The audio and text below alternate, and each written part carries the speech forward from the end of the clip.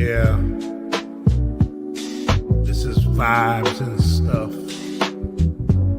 Check it out. We're diving in with a welcome high. Culture's gone into crazy ride. Music's pumping, food's on the plate. We're vibing here, let's celebrate. Vibes and stuff, we keep it real. Talking about the way we feel. From the beats to the love we share. Everything in between we care. Uncle Freezy vibing all night and all day. Big pizza, always something to say. Our main man in the cut, he is soul finger. BSJ always showing up as a soulful singer.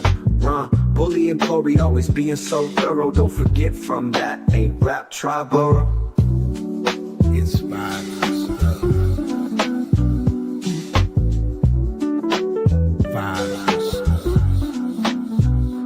Vibes and stuff, we keep it real. Talking about the way we feel. Talking about the way we feel. From the beats to the love we share. From the beats to the love we share. Everything in between we care. Everything in between we care. It's not just talk, it's how we grow. It's vibes and stuff. Life's a rhythm, we all move. Vibes and stuff. You party people in the place to be. What's good? It's your number one Chief Rocker, Uncle Freezy in the building. Salute. I am with the music encyclopedia himself. Triborough is in the building. Salute, Yo. sir. What's good? Salute, bro. How you doing? Hey, man, I'm mad, but whatever. It's Oh, like it's What you like, mad about? man. I'm mad about two legends this week, man. Two things happened this week, man.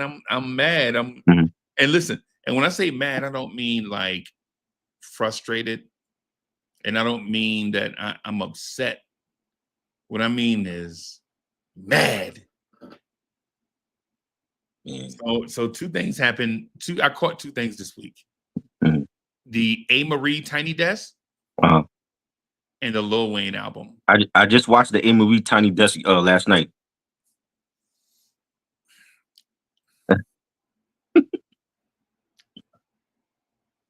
Nah, man. I You know how mean, we go ahead. I'm sorry, go ahead, bro. I'm saying, I mean, I like Marie. I think she's a beautiful woman, but when it comes to singing, she had some hits. I don't think she's some great singer though.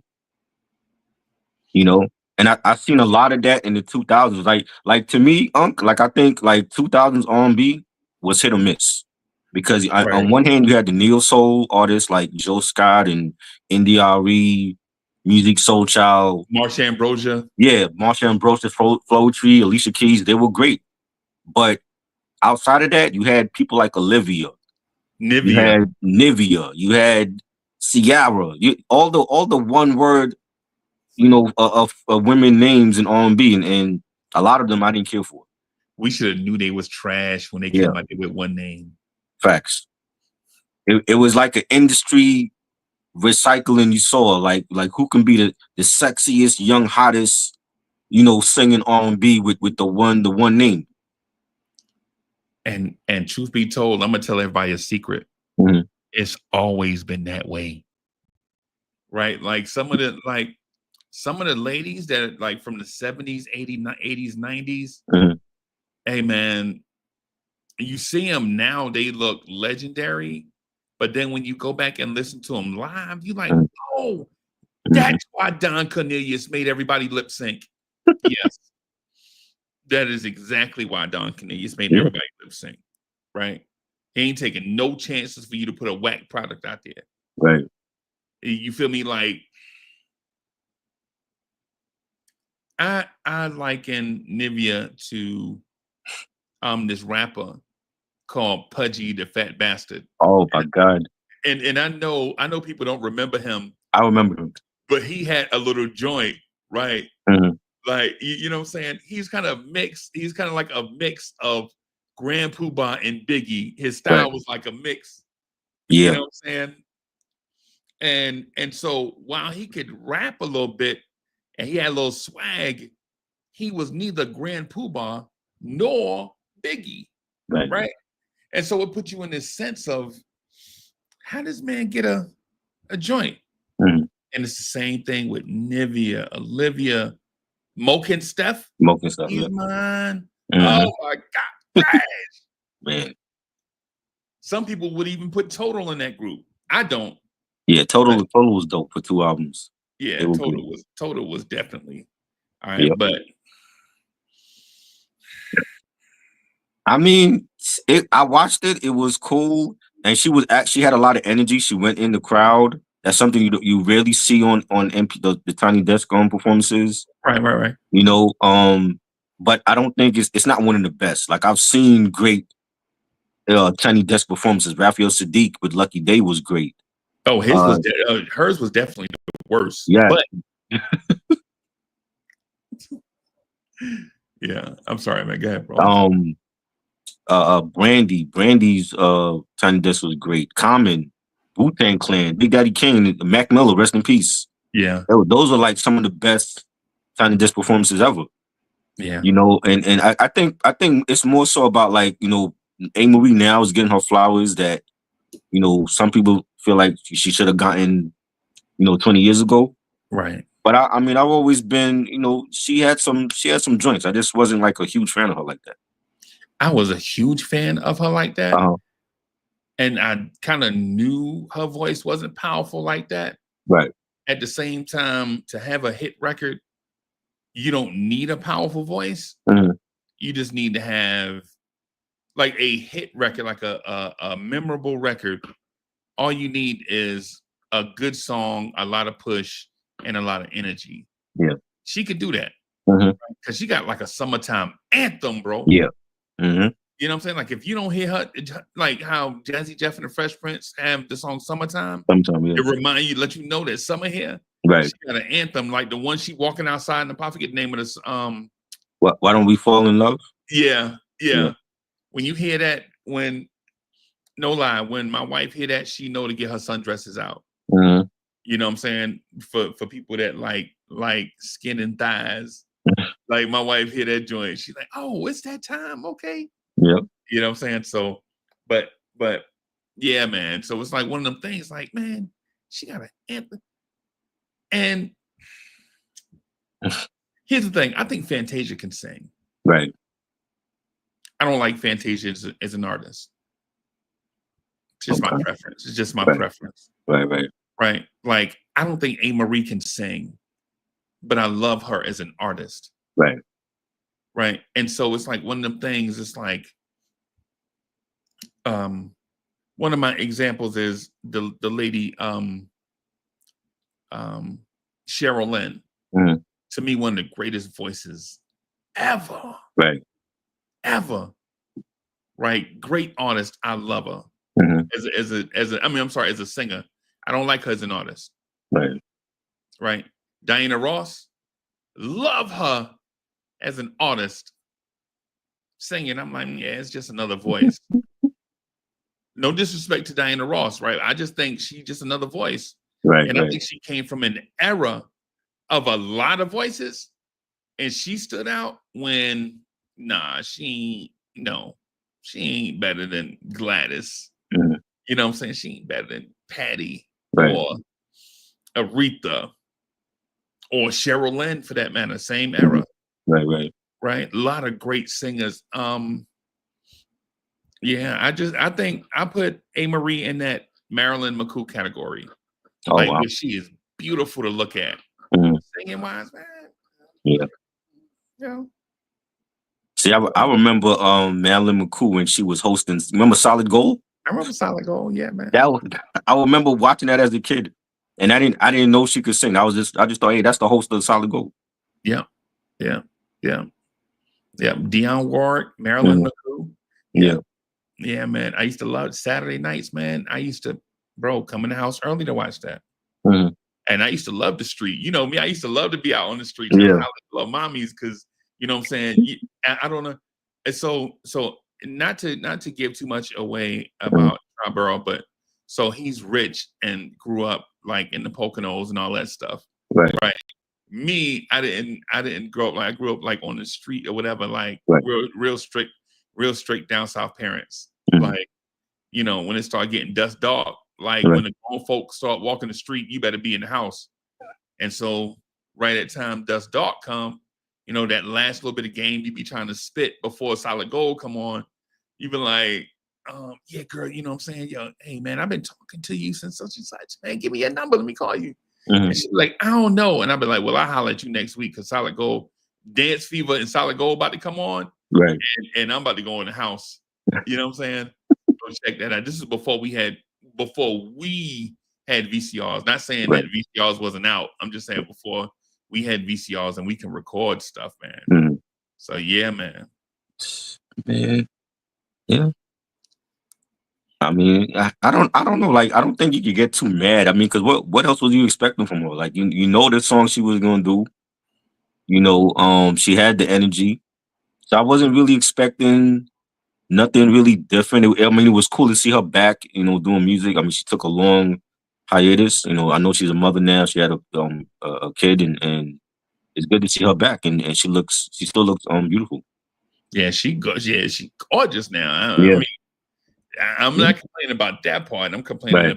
about the talent Hey. part.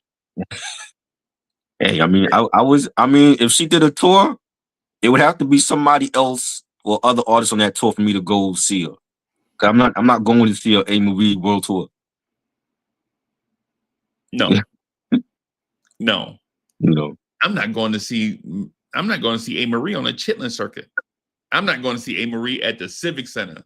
Right. So I'm not even going, no disrespect to her like that. But man, I expected after all these years, I expected her voice to be stronger. Right. Her voice was really light and wispy. Yeah. And I was like, oh. Yeah. She is what she is.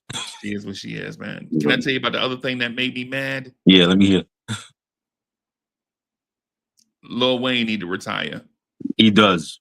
I just mentioned that to somebody like a couple minutes ago. He's done, and the thing is, I wasn't like a huge Lil Wayne fan at first. I wasn't into Cash Money. I want to say I got into them when Bling Bling came out. Because when Bling Bling came out, like, you know, Hot 97, New York radio up here was playing that. You know, that was the jam for us. You know, for a lot of us up here, that was like our introduction to like the Hot Boys and Cash Money. You know, and I mean, some people like Juvie when he first came out. I wasn't a Juvenile fan when he first came out until like, I want to say like when he came out with the German Soldier Slim, Slow Motion, that joint. And yeah, you know, he's dope. You know what I'm saying? Like I could listen to him now, but I wasn't a Lil Wayne fan at first, and I didn't really start checking for him until like when he started coming out with like the Squad Up mixtapes. Yeah, and then when he dropped the first Carter, I was like, yo, this is a different Weezy than what I'm accustomed to hearing when he came out with you know, the Block Is Hot and all that other stuff. Yeah, you know, and he's been on that run since the Carter 1, 2, and 3 was his best stuff to me. That's his best albums. Then there was a gap. It was a gap, but he was so, you know, like him and 50 Cent, they were like the faces of mixtapes. That mixtape era. I see all these, you know, Complex doing these lists and everybody have their own Mount Rushmore. If they do a Mount Rushmore of mixtapes, you got to have Weezy and 50 Cent on it, because really the mixtape era really catapulted their careers, especially for 50 Cent. Fab up there? Yes, because Fab has his best music on his mixtapes, not on his albums, on his mixtapes. So Fab got to be on there too. You know what I mean? And that's when I really became a Lil Wayne fan, when I was listening to, you know, the dedication mixtapes with Drama. You know, the Carter 3 leaks, all the Carter 3 leaks, and you know, the No Ceiling mixtapes and all that. So I think that was his best run. But he hasn't been the same since Carter 3. Like Carter 4 came out, it was okay. He had I Am Not a Human 1 and 2. I actually like part 2 more than the first one. It has some joints on there.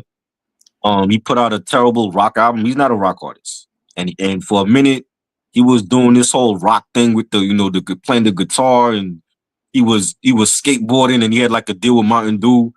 He was doing songs with Weezer, and they were just like, this is not Lil Wayne, and I don't. He had like a little skateboard phase or whatever,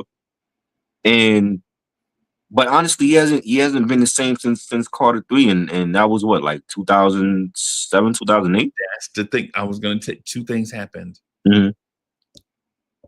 Getting rich and crossing over. They ruin you every time. Yeah. I don't care what artist you are. When you get rich and you cross over, see, you could do one or the other and maybe come back. Mhm. But there's like only, you can't. It's a death knell. Like, why are you? If you already got a big audience, right? Say if you're already selling 1 million records, right? Yeah. Like, say you sell 1 million records, 2 million records, something like that. Why reach for I need to sell 8 million records. Right. Nah, man. Yeah, every time we see it happen to what's my guy named the smoker, the rich kid, the dude with the rich hair. Wiz Khalifa? Yeah, him. Yep. Oh, he fell off a long time ago to me. Yeah, you feel me? Yeah. So you like, and I was a huge Wiz Khalifa fan. Like when Black and Yellow came out, that was like the Pittsburgh Steelers anthem that year. They won the Super Bowl and everything, and they had him perform it. And I like his first couple of albums and mixtapes were good, and then somewhere along the line, I want to say like after he did the song for Paul Walker, when Paul Walker passed away, from Fast and Furious, and that the See You Again song, that was like his last really like major hit. After that, it's like I'm listening to the other stuff. I'm like, what is this garbage that Wiz Khalifa was dropping? Right. And he was never. I've never heard, like all the conversations people have and these platforms have about, well, who's the big three of this ever? I never heard Wiz Khalifa name in none of those conversations. It was always Drake, or it was Kendrick and J. Cole. I never heard Wiz Khalifa name, and even with Weezy, and people say, oh well, he's best top rapper alive, and I'm like, wait, I don't see it. Like he's dope. Like Weezy was dope, but I never put him in that discussion with the likes of Nas and Jay. I never felt like he was on that level. I'm gonna say this, man, and it's gonna sound crazy, but I think Jay-Z is corny. Right. Oh, like, I think Jay-Z is corny, and it's because I saw the ascension.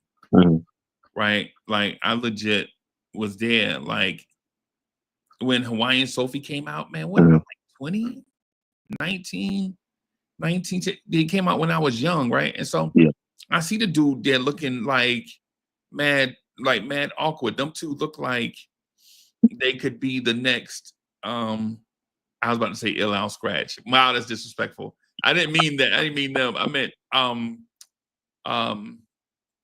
Super Lover C and Casanova Rudd. Super Lover C is a rapper's rapper. Like if you love hip hop, and you like dudes that can rap on anything about anything, that's the guy. Yeah. Right. I just think Jay overall legitimately had the best of everything from the start. Right? Like Big Daddy Kane going backstage to change, and Jay-Z coming out just rapping, people just standing there like, what the fuck is this? And Kane is like, no, you better like him because I said so. And people are like, oh yeah, okay, we'll like him. There were dudes that rapped during that same time that were out. Dudes you heard on the, and I'm gonna get back to Lil Wayne, but I just want to say this real quick. There was dudes out during that era that could rap, and you like, yo, I give you a name. Give you an example. This dude Corrupt with the Dog Pound. Oh yeah, can rap. Yes, definitely. Right? And you like, why he not a bigger celebrity than whatever? He was too hood. He was just, I think Corrupt shied away from the spotlight. Like I always loved the Dog Food album. I tell people like it's a 5 Mic classic, and people look at me like I'm crazy.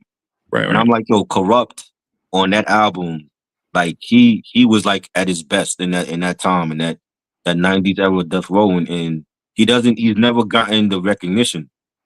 You know, even when he went solo, like there's people that love like, you know, Streets of the Mother and all his other albums, but he never got that recognition. And I just think he was just like too hood for the spotlight. He didn't want it. Yeah, I thought so. I felt like Lil Sean was a great rapper. MC, Yeah. I'm not gonna say great MC, Mhm. great rapper though. Yeah, I thought he was great because there were topics at us like he was rapping at a certain age and he talked about the things at a certain age. I'm like, yo, nah, this my guy from Black Sheep, I felt like he could rap. Rez. Yeah. Yeah, I felt like now MC wise, I'm not putting him up there with the greats, Mhm. but I felt like he could have been a star on his own. Right. Right. I mean, Mr. Long helped with some fire beats, but Yeah. at the same time, you know, like for instance, Fred, I said this is somebody and people get mad at me when I say it. I think a Tribe Called Quest would have been a bigger group if Drez was there. Instead of Really? Q-Tip. Yeah, because I love Q-Tip, bro. But who you taking out of Tribe for Drez though? Q-Tip. What? You're Put taking out Q-Tip the on Drez. abstract poetic off for Drez? No, I'm talking about the lead MC spot. I'm not talking about. So you would make Drez the leader of Tribe Called Quest over Q-Tip? Bro, have you ever listened to a Black Sheep album? Yes, bro? I got the first one though. That's my favorite one. Bro, this dude. This dude is so smooth. The only rapper I know smoother and maybe more charismatic on a microphone ever is probably Grand Puba. Okay. In my mind, Grand Puba is the most smooth, charismatic dude on a mic. And this dude's up there like Kane is charismatic and smooth on a mic. Right. But is he cool and charismatic as, say, a Super Lover C, who is like, and I'm not saying that Super Lover C is better than Kane or Drez or anybody. I'm talking about the charisma part, the oozing, the confidence. Yeah. Like this dude was, man, Drez is damn almost LL level of charisma when it comes to that microphone. Right. Yeah. And sometimes and some joints, man, I think Drez is better. Like Drez legitimately seems like a rapper for the ladies. Right. You know what I'm saying? Even though he's not. Right. But he is. But he's not. Because he's not, but they put him over there because he's smooth. And then plus he got the looks to go with it too. Right. You know what I'm saying? It's kind of like that thing where we think Christopher Williams is a great singer because he got looks. Right. You know what I'm saying? So yeah. So but that's the thing with Jay. I'm like, Jay-Z is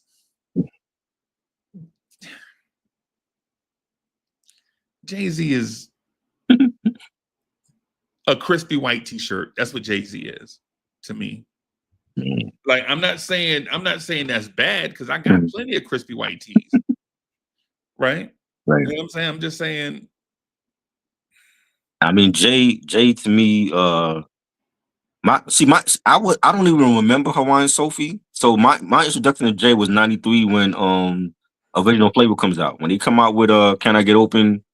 And I heard Jay on that, and I've seen that video so many times, like on Video Music Box, and I didn't think nothing of it. I just thought, it's a guest feature, not knowing that later on he would come out with, In My Lifetime and I Can't Get With Dad and Dead Presidents. You know what I mean? So I was really a Jay fan when Volume 1 came out. Okay. Cause I didn't rush out and get Reasonable. I still don't have Reasonable Doubt. That's crazy, right? I don't have that in my collection. I never bought it. I love the album, right? But I wasn't an immediate Jay fan till like Volume 1. Volume 2 is when like I really like started to buy his stuff. Like 98 when 98 came in, and Hard Knock Life drops, and he had Bigger What. That's when I became a full-fledged like Jay fan. I was still a Nas fan like from day one when he dropped halftime, and he was Right. featured on Live at the Barbecue. It ain't hard to tell comes out. So I was more of a Nas fan first, and then Jay later. But I mean, Yeah. I think Jay really had, like, no pun intended, he really set the blueprint for a lot of artists. Yeah, I think he set the blueprint for rich ass rappers like Rick Ross to come in the game. Right. And I know Rick Ross wasn't a rich rapper; he was fronting until he got his bread up. I Yeah. understand that, Yeah. but what I'm saying is I'll give an example. The first Jay-Z verse I heard, I was like, okay, they got a different rapper on here. Mhm. But when I heard, okay, true story, Mhm. a group that I was trying to figure out if I was gonna like or not, a group called Main Source. I was trying to figure them out, right? They had a joint. They had a joint. Looking at the front door. They played that joint. I was Yeah. like, yo, this production is. See, the thing is, in production, I like the beats to either be super in depth, like Yeah. looking at the front door, Mhm. or super simple, like Sucker MC. Right. Right. I don't like the middle. The middle is muddied up. It's like either you taking us to like this or that, basically. Right. Like the choice is yours, right? Like, you know how the choice is yours is the beat is so iconic that Yeah. starts off with the bass. Mhm. Doom, doom, doom, doom, doom. It's already catchy off that, Right. right? Of the bass guitar. And then it got all the things that make you want to dance in there. Yeah. And so when I heard Main Source, Mhm. I heard that that joint, and so I was like, my man's was like, yo, you gonna buy the album or what? See, because he wanted me to buy the album so he can listen to it. You ever had Mhm. friends like that? Oh, Like, yeah, hey, yeah, buy it, definitely. man. And I buy this Leaders of the New School joint, and then after I listen to it, we'll switch, right? Mhm. And so I listen to it, right? And then I get to a song, and it sounded like a drive beat, kind of like it gave me the sense of like Straight Outta Compton when I heard it. Like Right. the energy on the song just came straight through your speakers. Yeah. And I heard a dude just bust in and say, Street Disciple. I just like a rifle. Mhm. It's I'm like, yo, who the fuck? Who is Nasty Nas? Yep. Who is Nasty Nas? Mhm. Right? Because the thing that people forget, Akinelli is on the joint too. Right. You know what I'm Yeah. saying? So you like, yo, who is this dude? Aqualali, right? You don't know who Aqualali is. You don't know Mhm. who Nasty Nas is. You don't know. Well, I was called Nasty Nas. Who's Nasty Nas? Right. Right? You ain't know. You Right. never heard of these dudes. We didn't know. Right? And you know, we live and learn. Mhm. So I hear Nas like on other stuff, like the Third Base joint, Yeah. where he talking about pointing automatic guns at nuns. When I was like, yo, that dude is crazy. Mhm. Dude said, kidnap the wife, the president wife without a plan. I'm like, yo, this dude is just going off. And then you got Chubb Rock. So Oh, yeah. anyway, A rock. anyway, and I like Chubb Rock too, by the Yeah. way.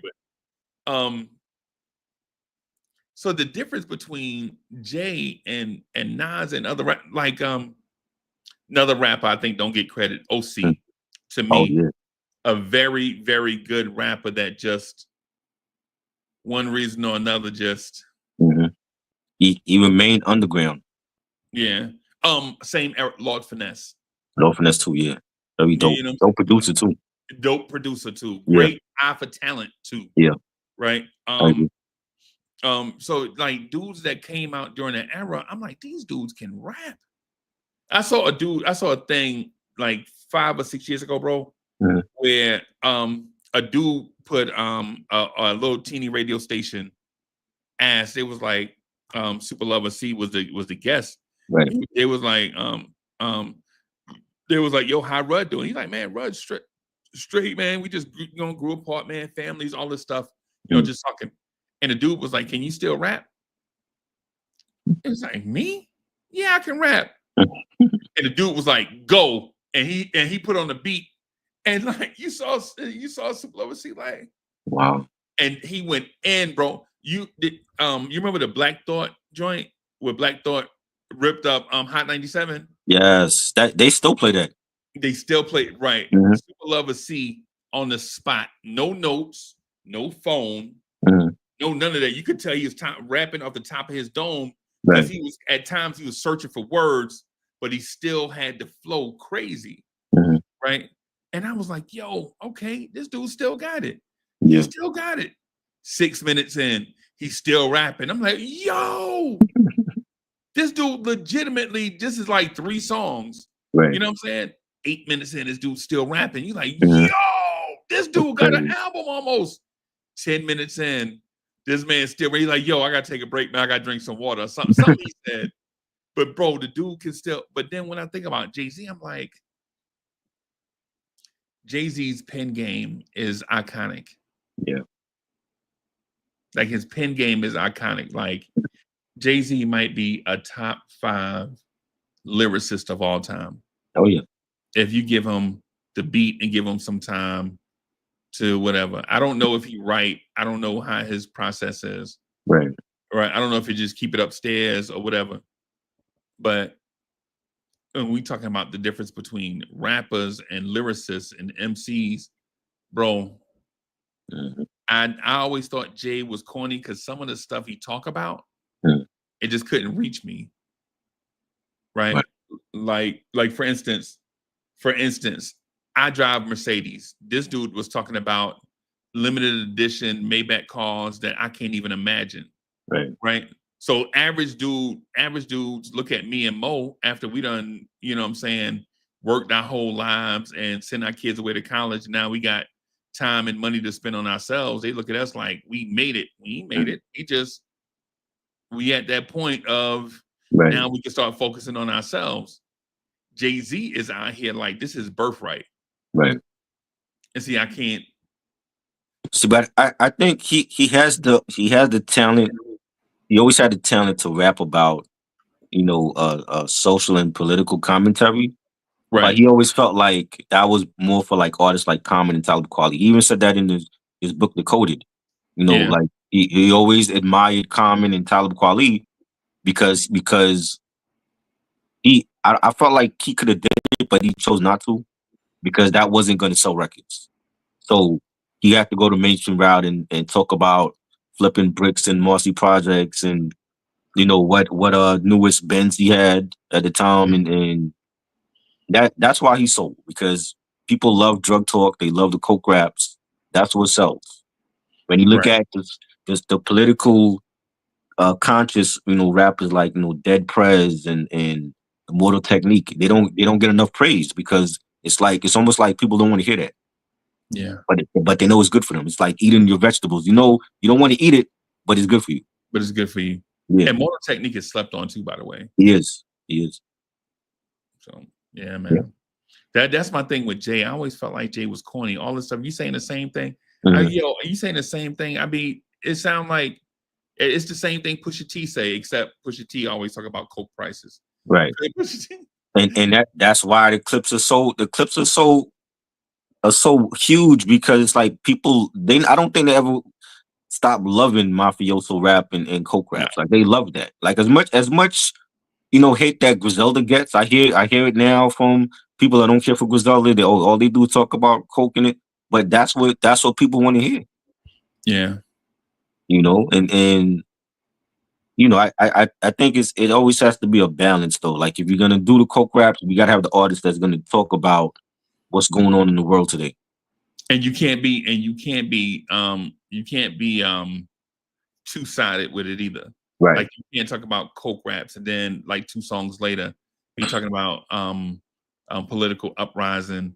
Right. Like for instance, one of my favorite rappers to come out the same time, Tragedy Gaddafi. Oh yeah. Underrated. Yeah. Love his flow, right? Mhm. To me, the intelligent hoodlum Tragedy Gaddafi could have been one of the greatest rappers of all time. Right. But he came along at the exact wrong time. Mhm. Juice Crew was fading.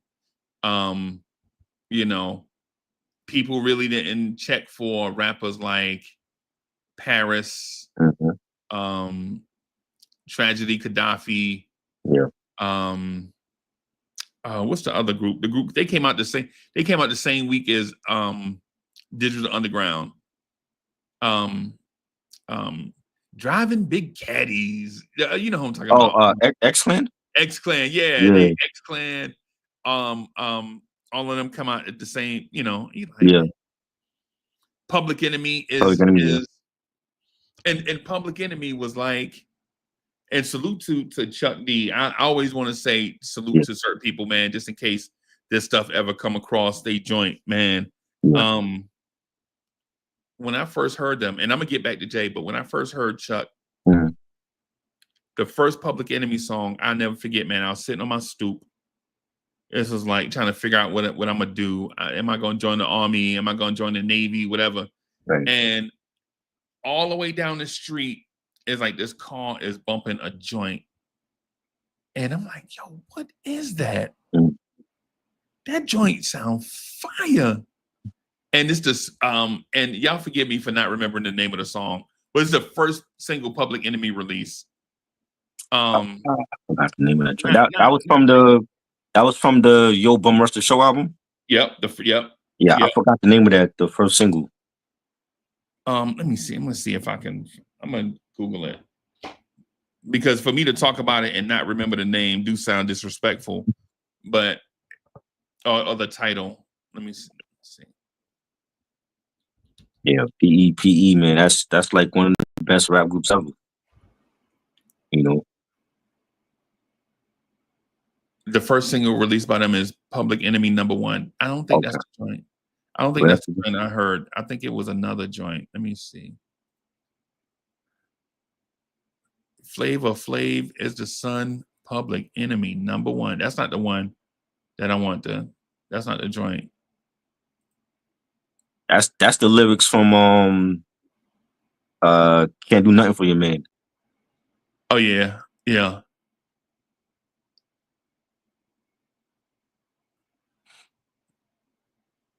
Let me see, where is it? Too Much Posse. That was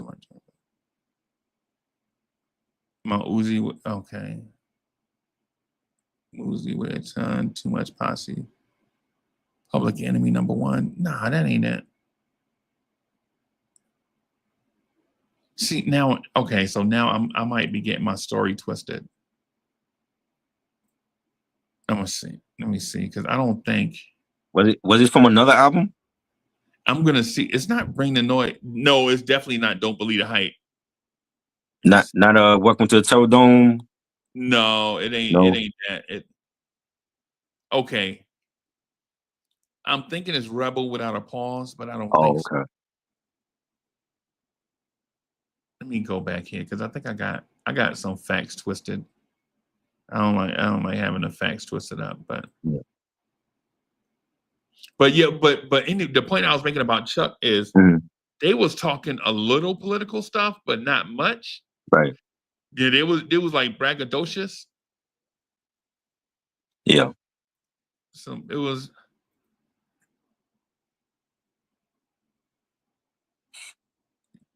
Yeah, it was braggadocious with a little bit of political stuff in there. Right. But they got really political on the second album. I felt yeah. like, Yeah. 88.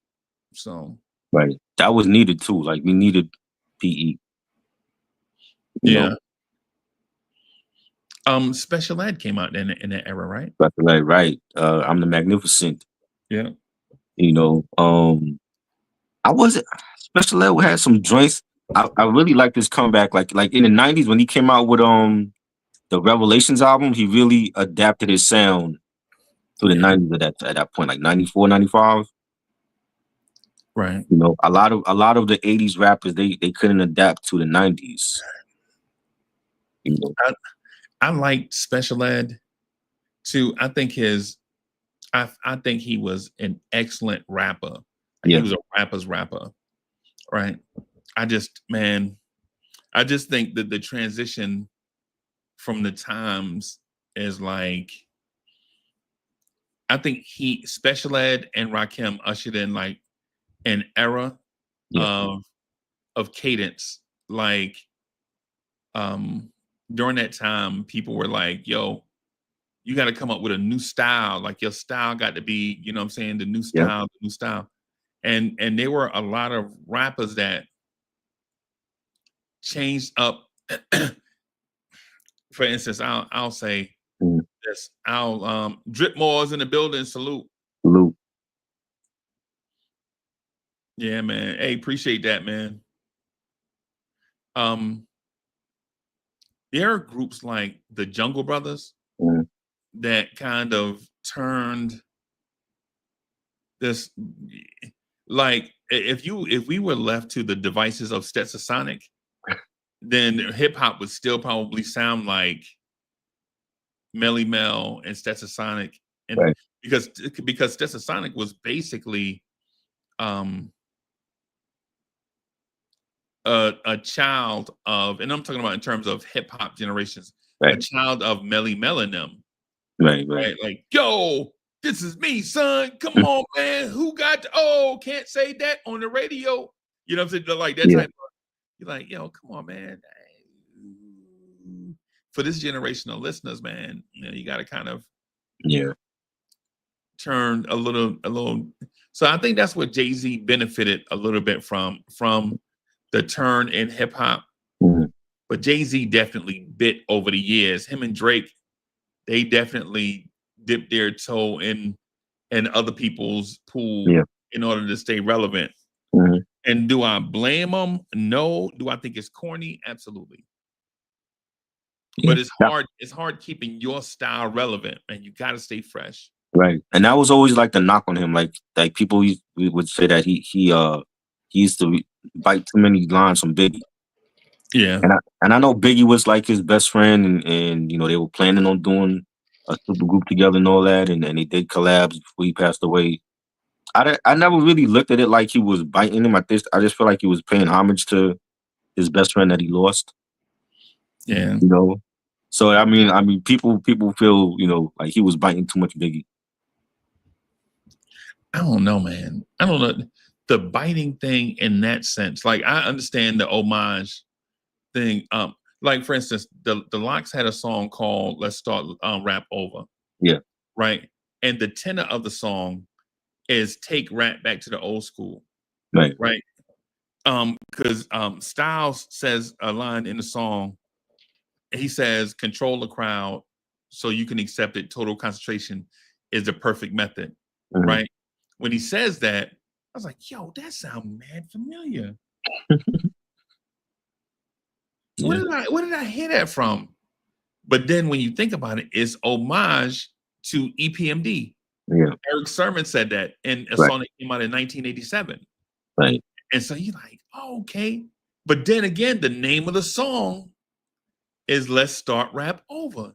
Mhm. So in the title, you give an homage. Right. And then every other artist, all three rappers, do that same thing. Like, you'll take a snippet of somebody else, man, do some homage to them. Right? Right. But with Jay,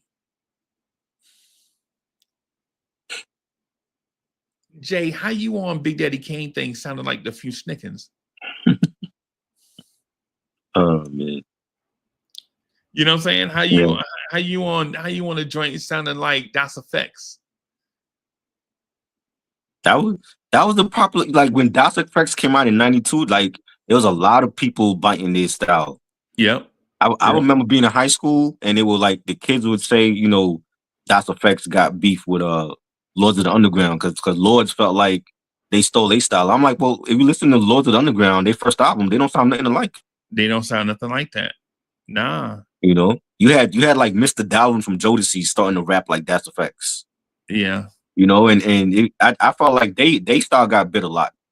Yeah. Some people say Bad Boy was kind of trying to steal a little of that tongue flicker style, right? Yeah. And so when I'm like, I don't know, because to me, Mhm.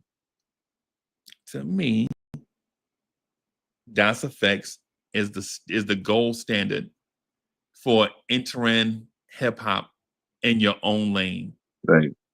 Right? Not about the clothes you wear, right? It's just about your style. You just saying, you just rap different, right?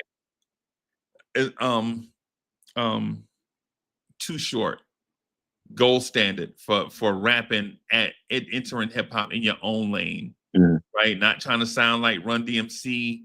This man is so laid back. You like, yo, is this dude on some type of drug or something? This dude mad laid back in the booth. Right. And I'm talking about laid back more than Rakim laid back. Mhm. Right. But for Jay, I'm like, the only song I really give him credit for, like being dope, is Dead Presidents in my mind. Okay. Right. And even Dead Presidents, he sampled somebody. Yeah. And we know the story. Right. You know, to quote MC Shan, we love to hear the story again and again of how it all got started way back when. Like, you know what I'm saying? Like, you know, everybody knows that the Nas Jay-Z beef thing. Yeah. I just don't know if I'm not saying Jay-Z is not a great artist. Mhm. I'm saying Jay-Z is a artist like Usher. In a good way? Yeah. Okay. Both are great, right? Right. Both are great artists. Both are legendary, right? Both have superior production, Mhm. right? But outside of, well, you know what? Let me take that back. I like Encore. I like 99 Problems, and I really like Dead Presidents. I like Dead Presidents because I think it's the one time where he just want to get in his bag. But at the same time, man, you sounded like AZ. Ah, Like, come on, Jay. Take a style and stick with it. And then, like 5 years later, it's like 5 years later, he doing Sunshine. You doing Diddy? You like Bad Boy now, man? They always bring up that one song from Volume 1. I think Volume 1 was a phenomenal album. But Right. that one song, because people remember the Hype Williams video and he's wearing the tacky green blazer, and you got like the Hype Williams video style. Hype Williams was the man back then. He was. That's why I wasn't mad at the song. I like the song. It's just that but when people talk about that album now, that's all they talk about is the one song. I'm like, that song had joints like Friend or Foe. You had Imaginary Player. You had Where I'm From, which is like one of his best songs ever. You know what I'm saying? I'm like, and they just bring up Sunshine. I'm like, if you took out Sunshine off that album, it's still a classic album to me. It's still a good. It's still a yeah. Nah, I ain't fronting on that man like that. But just to remind everybody watching, this is just my taste. Right. I'm not saying he whack. I just think he corny. Right. Like it don't. I like a certain type of. I'll give you an example of a rapper that I like and that I feel like just speak to my sensibilities. The first time I heard the rap group KMD, they had a joint called Peach Fuzz. Peach Fuzz, yeah. Right. And I was like, yo, these dudes sound like Kwame a little bit, but they can rap. Like whatever's going on here, there's something to this. Right. Right. And so it was kind of like almost like a Tribe Called Quest-ish, or a what's the group that did 93 Souls of Mischief? It was like an East Coast like Souls of Mischief where dudes can rap, but they beats is not heavy like that. They're not really targeting the Straight Outta Compton audience. Right. They're not targeting the 4, 5, 6 audience, Real Street Blues audience. Yeah. Right. But when it comes to it, man, I'm like, I think Jay is corny because when it comes to mafioso rap, there's one rapper I think reigns supreme over everybody. Yeah. And I think everybody know. If you know me, you know who I'm gonna say. Oh yeah, G-Rap for sure. Yeah. Yeah. For sure. It's Coogee Rap. Oh yeah. Because it's believable. Right. Like when you hear G-Rap, you like, yo, this dude lived it, but he trying to tell you not to do it. Jay-Z lived it, talking about it, trying to make you envious. Right. That's a good point. Yeah. And he wasn't a great storyteller either. Like G-Rap was like, I think probably the best storyteller. Yeah. You know, Jay He did it once in the blue, but he wasn't like great at it though. Like I think that's another thing that if he had kept doing it, I think he would have been like great. Yeah. See, the thing is with Jay, it's like, was he a good battle rapper turned artist? Probably. Mhm. Right? Probably. Okay. Was he a great artist? Nah, I think the machine. I think the machine. I think it's kind of like Nike and Michael Jordan. Was Michael Jordan the greatest basketball player ever? A lot of people are gonna say yes because Nike poured their entire reputation behind this guy, Mhm. right? And it Right. paid off for them. They struck gold. Mhm. Like people don't remember Nike kept putting out shoes, and people really wasn't messing with them like that. Like Right. they just like, and then they come out with the Air Jordan. Jordan was like, nah, man, I don't want sneakers like them. I want my sneakers to be such and such. Right. And then they listen, and then next thing you know, Jordan's the GOAT. Like, how is this a coincidence that Jordan is a great player? Then he gets the hottest shoe. All of a sudden, he's the GOAT. He's the greatest player ever. You can't touch him. Make the league so much money. Right. I think it's beyond coincidence. But you know, people made a lot of money off it. Same thing with Jay. I think, like, people in the early years of Jay, they were shopping Jay around everywhere, and nobody would mess with him like that. They're like, man, this dude, Mhm. he another Brooklyn rapper, huh? Okay. Right. Man, he another Brooklyn rapper, okay. Mhm. And then you hear about the stories like the crowd standing there looking at Jay like, and then Dame Dash started throwing $100 bills in the crowd, and everybody started going crazy. Right. You like, okay. Right? Okay. Okay. And then, but you do what you got to do in order to get the ball rolling.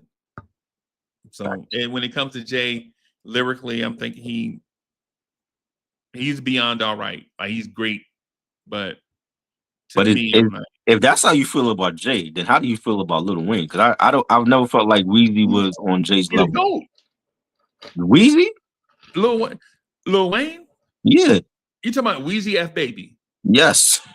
Yeah. No. You know that. That's I mean, oh, man. you know what it is? I think the generation growing up in the 2000s, but like when they got hip to Jay, it was like already past Blueprint. And to me, Blueprint was like probably his best album of that decade. So when they hearing Jay and you hearing like Black Album Jay, Black Album I love, but Black if you hearing Black Album Jay, you hearing Blueprint 2 and Blueprint 3 and Magna Carta, all of those crappy albums that he dropped. He dropped some crap. And you're hearing Weezy. So they automatically Weezy was putting out the best stuff at that time compared to a lot of New York artists. You know, like it was really 50 Cent was dropping heat, and you had Sean Price, who goes under the radar, one of the best ever, and Ghostface, who was keeping Wu-Tang relevant Wait. for the last 20 years. Did you just say Sean Price? Yeah, Sean Price from Helter Skelter. Sean Price kept Boot Camp relevant in the 2000s. Him and Ghostface, if it wasn't for those two artists, we would not be still celebrating Wu-Tang Clan right now. And we would not be celebrating. Boot Camp about to have a big reunion show July 4th weekend at Lincoln Center. You know what I'm saying? And if it wasn't for Sean Price was putting out the best stuff for that whole crew during that decade. It wasn't Buckshot, it wasn't Rock, it wasn't OGC hasn't dropped an album since '98. Hey, he was the only one. 2 turntables in the mic was fire. I ain't gonna front. And he was dropping out. He had a great solo career. He was dropping some of the best albums at that time. But they get slided for Lil Wayne, and Lil Wayne was dropping heat. But you know what I'm saying? There was a lot of New York MCs here wasn't dropping the same type of heat that Weezy was. So I think that's what it was. A lot of the generation growing up in the 2000s, they saw Weezy like, oh, well, he's the greatest of all time. I'm like, let's slow down, because when you're saying that, if you're putting him on a Mount Rushmore with, is he on the same level as KRS-One or Kane or Rakim or G-Rap or LL? I don't think he's on the same level as them. I think he's better than KRS. Weezy? You do not think Weezy is better than KRS-One. You cannot say that. No, but hear me out though. Hear me out on it. I think Wheezy is better than KRS because he makes better music than KRS. Like Well, his I mean, that's debatable. I mean, I think that also goes into like the age group. I mean, because if like for a 20-year-old now in this era, like are they really listening to KRS One? Are they no. listening to Criminal Minded or Sex and Violence? You know what I'm saying? Or Return of the Boom Bap? Like, you know what I mean? So I think that goes No. into the age thing. I mean, I don't know too many young 20-year-olds that listen to KRS One like that. KRS One had a good 3-year stretch. Damn. But solo or with BDP? With BDP. With BDP. BDP had a good 3-year stretch. Uh, Right. But it just happened that when KRS One was having his stretch, it was like the golden era where he gets lost and forgotten. Right. Like for instance, who would you think was the hottest rapper from 87 to 90, KRS or Biz Markie? oh, KRS. I would say Biz Markie. Biz Markie. Yeah, I would say Biz Markie was the hottest. That's just me. Now, chat, whoever's watching now, I'm Mhm. not asking this question to sway you one way or the other. What I'm saying is that it's not like a runaway from 87 to or 86 to 90, right? Because we could also say that maybe Rakim was the greatest, and that maybe it was Kane, Right. right? I mean, there were a lot of people that were out in that golden era. The thing about Wayne, though, is when Wayne was the best, there was no competition. Right? When Wayne was the best, everybody was saying Wayne is the best. I mean, I'm still saying, like, if we're saying like mainstream wise, I would say mainstream, his only competition really at that time was 50 Cent. 50 Cent. Yeah. You know what I'm saying? Like Jay at that time, Jay, by the time Weezy blew up with the Carter, Jay was already on, like, he had already retired. Really. He had retired because, you know, he went, he was like the head of Def Jam. He signs Jeezy, he signs Rihanna, he signs Rick Ross, and then he came back with Kingdom Coming. That wasn't a great return album either. Was You know?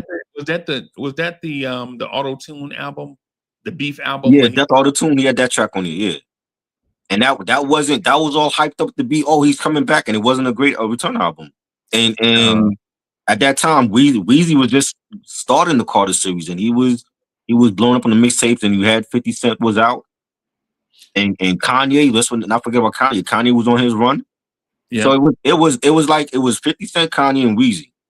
You know what I'm saying? And a lot of the other New York MCs, they were like, they went, like I said, Sean Price went under the radar. Ghostface was keeping Wu-Tang relevant. He went under the radar. Yeah. You know, Fab was doing the mixtapes. D Block, Dipset. How do you? Where's your respect meter on Ja Rule? I love Ja Rule. I think what I felt bad about Ja was I've seen his fan base turn on him literally just because 50 Cent, you know, the beef with 50 and how 50 was telling fans not to support anything Murder Inc. was coming out with, and not to support Ja Rule, and they turned on him. And I felt really bad because I'm like, a lot of people that I knew that was bumping, you know, Pain is Love and Vinny Very Vici, they turned on Ja Rule and started bumping 50. You know what I mean? And I've always been a Ja Rule fan from Holla Holla, so I didn't understand how they could just, like, you know, one guy just go on TV and say, oh, well, you know, not support Ja Rule, and then his fan base on him. But he really was like one of those money makers for Def Jam in the 2000s. Yeah. Yeah. I'm gonna tell you this, bro. I think it go on in the industry all the time, just not public. Right. You know what I'm saying? Like that's what I think. Mhm. I think that's what people like LL think. Like, I think LL think that Jay-Z sabotaged the end of his career when he was at Def Jam because Jay still wanted to be the top dog. And if you LL, so what? L put out better music. Exactly. Right? Yeah. I mean, that man want to eat too. Yeah. You know what I'm saying? Hip hop was born on that. Right. One of the first things we heard, one of the first things we can align with is Kumo D dissing Busy B. Right. First time I heard it, man, it was on a mad grainy TDK tape. You remember TDK? Yeah, I remember those. Yeah. Mad grainy TDK tape. Right? We couldn't afford Memorex because Memorex was $1.29 Yeah. and TDK was 79 cents. Right? And now I think about it, man, ain't that but like 50 cents. But we was poor, bro. But anyway, I'm hearing the joint. Come on, Busy B. Body. No, and he just dissing this dude. And I'm like, yo, this is the first time I heard somebody actually diss somebody face to face. And what I found is the disco guys, Lovebug Starsky, Busy B Starsky, what's my other guy name? DJ Hollywood. These dudes, they wasn't battle right. These dudes was keep the party going type guys. Right. And we all know who they. We all know like the birthright lineage of that line of MCs, like the Busy Bees. Well, whether it's people acknowledge it or not, but it birthed all these different types of rappers, all the way through 2 Live Crew and everybody that loved to keep the party going, right? But my thing is with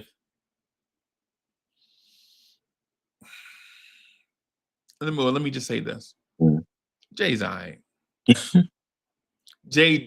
To me, Jay-Z is definitely a top 35 rapper of all time. 35? Wow. Yeah. Are we talking about lyricists or just rappers? I mean everything. The lyricism, the cadence, the making music. Yeah. The albums, the discography, all that. I mean, he literally came out like every summer with something. Like if it wasn't an album, it was a remix or a feature he was on. Right. You know, like he I think that was like a work ethic that he did as an artist. And then you had like other Def Jam artists follow suit. DMX was dropping every year. You had Ja Rule dropping something. Busta Rhymes was dropping something every year. Like Jay started that. You know I love Busta, right? Yeah. I think Busta might be the most overrated rapper ever. Overrated. Overrated. When I say overrated, I mean way overrated.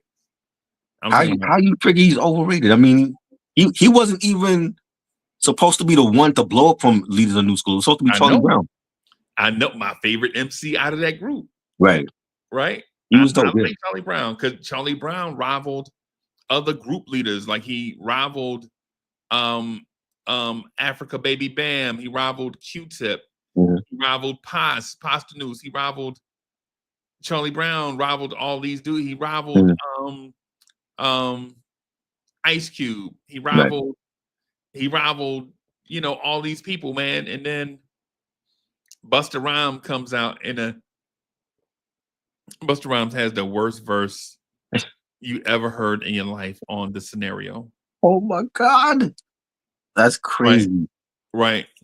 This dude says, "Chickadee Choco, the chocolate chicken." And I'm like, what the fuck? Let's get this motherfucker. You left the studio with that? If he didn't say rah rah like a Dungeon Dragon, this man would have been a footnote in rap history, bro. He had his own lingo. That was part of his flow and his style. He just had his own lingo. Just like Ray and Ghost. Ray and Ghost had their own lingo. I know this. I know this. I know. I understand. Trust me. I used to listen to Ultramagnetic MCs. Right. Exactly. So if anybody, I used to listen to Slick Rick. Yep. You know what I'm saying? Like, trust me, I know what it's like to have one dude on the album, but it's like 3 different personalities and like a language.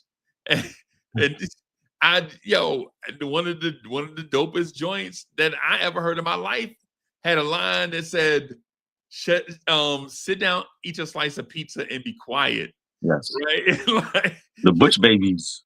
yeah, I bro. love that song. Yeah. Yeah, bro. Bro. No, I'm talking Mona Lisa from Slick Oh, Rick. Mona Lisa. Oh, my bad. Yeah, But Butch yeah, Babies, they sample that. That's the Slick Rick line. yeah, because it's iconic, bro. Yeah. Right? Because it's Yeah. iconic. So, but when it comes to like Busta, I'm like, So you gonna penalize him for that, for what he said? I'm like, he went last for a reason, because I think he had one of the best verses on it. That's why he went last. They saved the best for last on that. I think Fife verse was the best on the end. Fife was great. He was dope. Rest in peace to Fife. He was the legend. Fife. He was dope.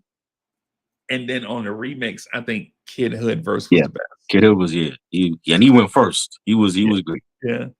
Yeah. Yeah. So it's no disrespect to the songs. Mhm. What I'm saying is when it comes to lyricism, when it comes to lyrics, you can't just be throwing words out there. Right. To me, when it comes to lyrics, right, you can't just throw words out there, and then it be in the vibe, because that gotta be the Eagles vibe, where you throw words out there, they don't even make sense, but it's in the vibe, it's in the pocket. You're like, right. Yeah. You know what I'm saying? But when it comes to lyrically, there are a few rappers that I would say, well, let me start with the cutoff. And the cutoff lyrically, I would say there's a group outside of the top 50 that include the DLC. Remember the DLC? Yeah. Like right outside that group. Is he as good as Corrupt? No. Is he good though? Hell yeah. He's good. Yeah. Yeah, he's good. Lyrically,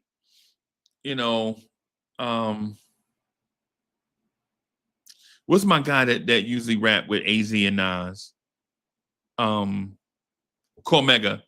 Lyrically, is Cormega in that Nas AZ? I don't know. A lot of people feel like he is. I mean, I think Mega is dope. I think he's like one of the most underrated from New York City. I bought his album, bro. The one that came out in it's 2025 now. Yeah. I bought the album that came out in 2019. When did the Jay Electronica album come out? That was 2020. Yeah, 2020, 2021. Yeah, during the pandemic, I believe. Yeah, yeah. And so the Jay Electronica Cormega albums come out at the same time as Jadakiss. Right. That's right. Ignatius, right. Yeah. And so I'm like, I listened to Cormega album. I'm like, I don't know if this man makes poor music or if he just picks poor beats. I think that's what it is. The beats, I wasn't too happy about the beat selection either though. But lyrically, I think he's always been good. I think his beats over the years, it hasn't been the same like his earlier work. Right. One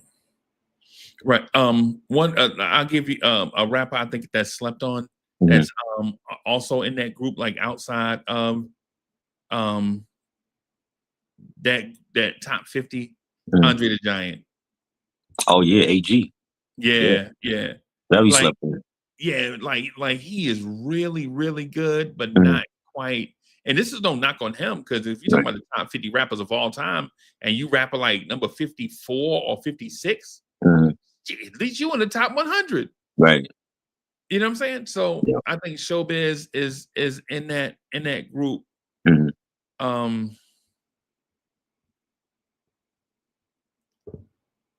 I'm not gonna say Showbiz. I mean, I'm sorry, AG is better than Jay, but what I will say is there are rappers like Big Pun, Biggie, Big L, that are so confidently inside the top 20 Right. That when you get to by the time you get to Jay-Z, you like, is Jay-Z a better rapper than Big Pun? Well, a lot of people would say no. You know, I think Pun had better like different flows than Jay. You know, just this wordplay was just different, and you know, he accomplished a lot for the short time he was here. Yeah. You know, by the time Jay, it really took Jay third album to really be a household name. Like that's once Hard Knock Life came out, everybody knew who he was because it was such a huge album for him and hit song. Right. I don't think Jay is better than in terms of New York rappers, I think Jay is probably top 15. Okay. Right. No disrespect, but is he better than Kool G Rap, Nas, and Big? Nah, I don't think he is. You feel me? So then now I'm like, is Jay-Z better than Sean Price? You already know what I'm gonna say. I'm gonna say something mad controversial. I think Sean Price might be a top 3 MC of all time. Right. Right. That's my view on that's my take, my opinion. Uh-huh. Right. I'm not saying that everybody should just listen to what I say. Right. But when you listen to Sean Price, whether it's a freestyle or like I'm thinking, did Sean Price ever have a bad verse? I never heard one. I never heard it. Right. That's what I'm saying. Has Sean Price ever been on a song with somebody and they outdid him? I can't think of too many. I can't think of none. And he had so many collabs, so it was like, you know, he's done stuff with Mac Miller, and yeah, you know, it's probably still collabs out there that hasn't been released that he's done that I'm like, damn, like I didn't even know he did a song with this person. But 9 times out of 10, like Sean would steal the show. Right. This is what I'm saying. Like when it comes to it, it's like, how great is Sean Price? Sean Price is elite. I have Sean Price a notch below Kool G Rap. The only reason why it's even I had Kool G Rap up here with nobody else in sight until the stuff come out in later years. Like later years stuff. I'm like, yeah. Like he sound like he started Kool G Rap in later years started to sound like PSK. Schoolie D. Right. No disrespect to Schoolie D because PSK might be a top 100 rap song of all time. Right. So, but and that's why I feel like where does Lil Wayne fit in on that list? But I don't feel like he's better than Sean Price or G Rap. So where does he fit on that? How people can say he's one of the best? I'm like, where? I think it's a. Yeah, I'm gonna say this is gonna sound crazy. I think it's a flat foot tie. I think we got to give him credit for his stranglehold on the game because generally a rapper has a stranglehold on the game for 3 to 5 years. They have a stranglehold on the game, and then they kind of. And we know this to be true because all you have to do is look at your groups. Look at De La Soul, 3 to 5 years. Right, I'm talking about prime years now. I'm not talking about overall. Right. A Tribe Called Quest. 3 to 5 prime years from 90 to about 90. 96, I was saying. I don't think the Love Movement is there, bro. Nah, like 96 was like Beats, Rhymes, and Life. Yeah, you're right. Beats, Rhymes, and Life. Yeah. Right. That's the song with Faith and Stressed Out. Yeah, Stressed Out. And the joint with Tammy Lucas, right? Yeah, what was that joint? Once Again. Yeah. And they had a song on the High School High soundtrack. I forget the name of the joint. But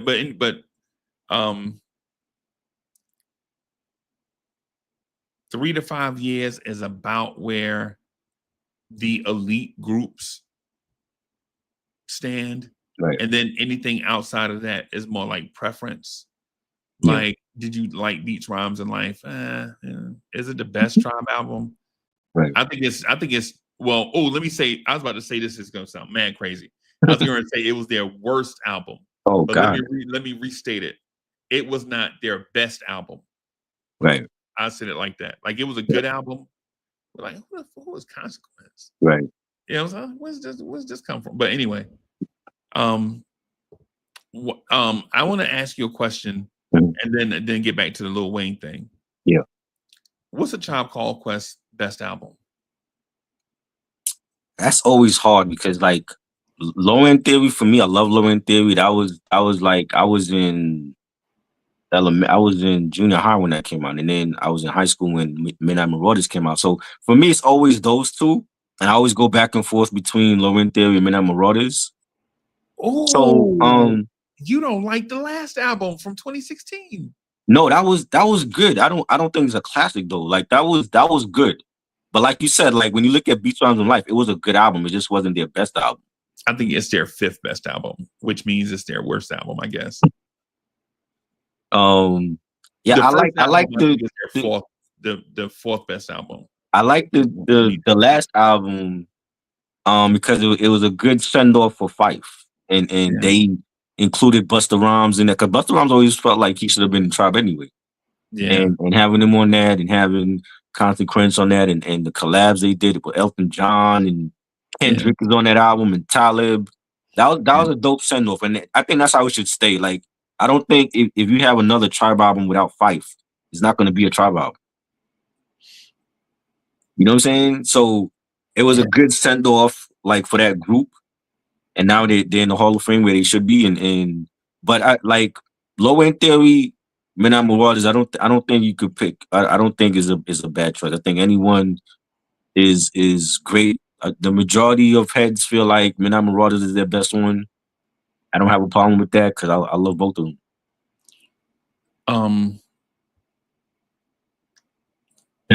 I'm gonna say, oh boy, this is gonna sound crazy, right? I'm gonna say, Midnight Marauders. Thank you for your service. The Low End Theory, not Beats, Rhymes, and Life. I'm sorry, the first album. I always forget the name of the first album. People's Instinctive Travels. And then Beats, Rhymes, and Life, and not just because Beats, Rhymes, and Life was. I think it was off because the tenor of music was different. Yeah. Right. 96 clearly was a different rap era. Yeah. Right. You talking about Rapping Forte was out. Mm-hmm. I don't think was Crucial Conflict out. I thought they were like 95. 94, 95. Beats, Rhymes, and Life is 96, right? Yeah. Crucial Conflict is like 96, 97, 98, something like that. Right. But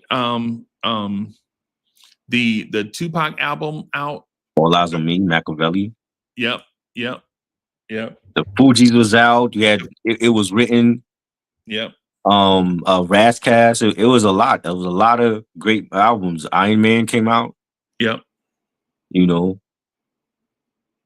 Was that? Let me see. 96. That wasn't. Outkast was out in 96. Yeah, ATLiens, right? That came out. Outkast was out. Mm-hmm.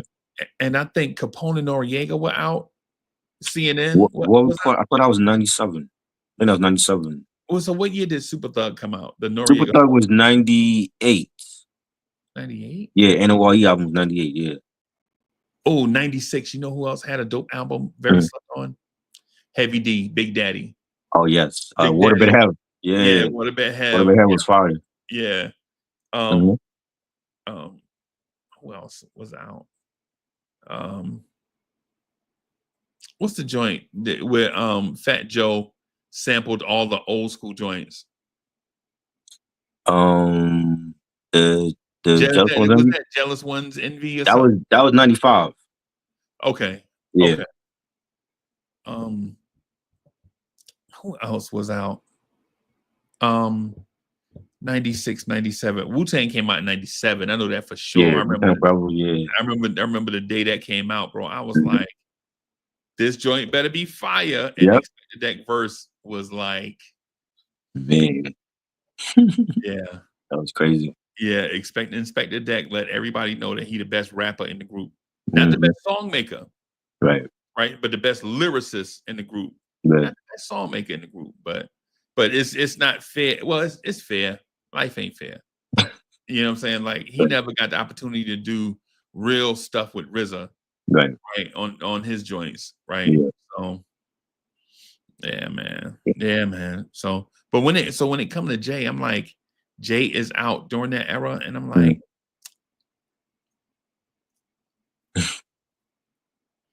Cameron, I think, comes out in that era. Cam was 97. 7. You Yep. talking Professional Fire? Yeah, Yep. then up 97. Summer 97. Yep. Yeah. Um, Reasonable Doubt comes out in 96. That came out. who else comes out in 97? I'm gonna ask you. You had And OC. OC came out with Jewels.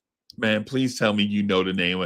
Please tell me you know it, because I'm gonna get up and jump out this window over here. I have these out. Like these are albums I rushed to the record store to buy. Like that's my favorite OC album. Like I love Word Life, but Jewels was like a different level, like production wise.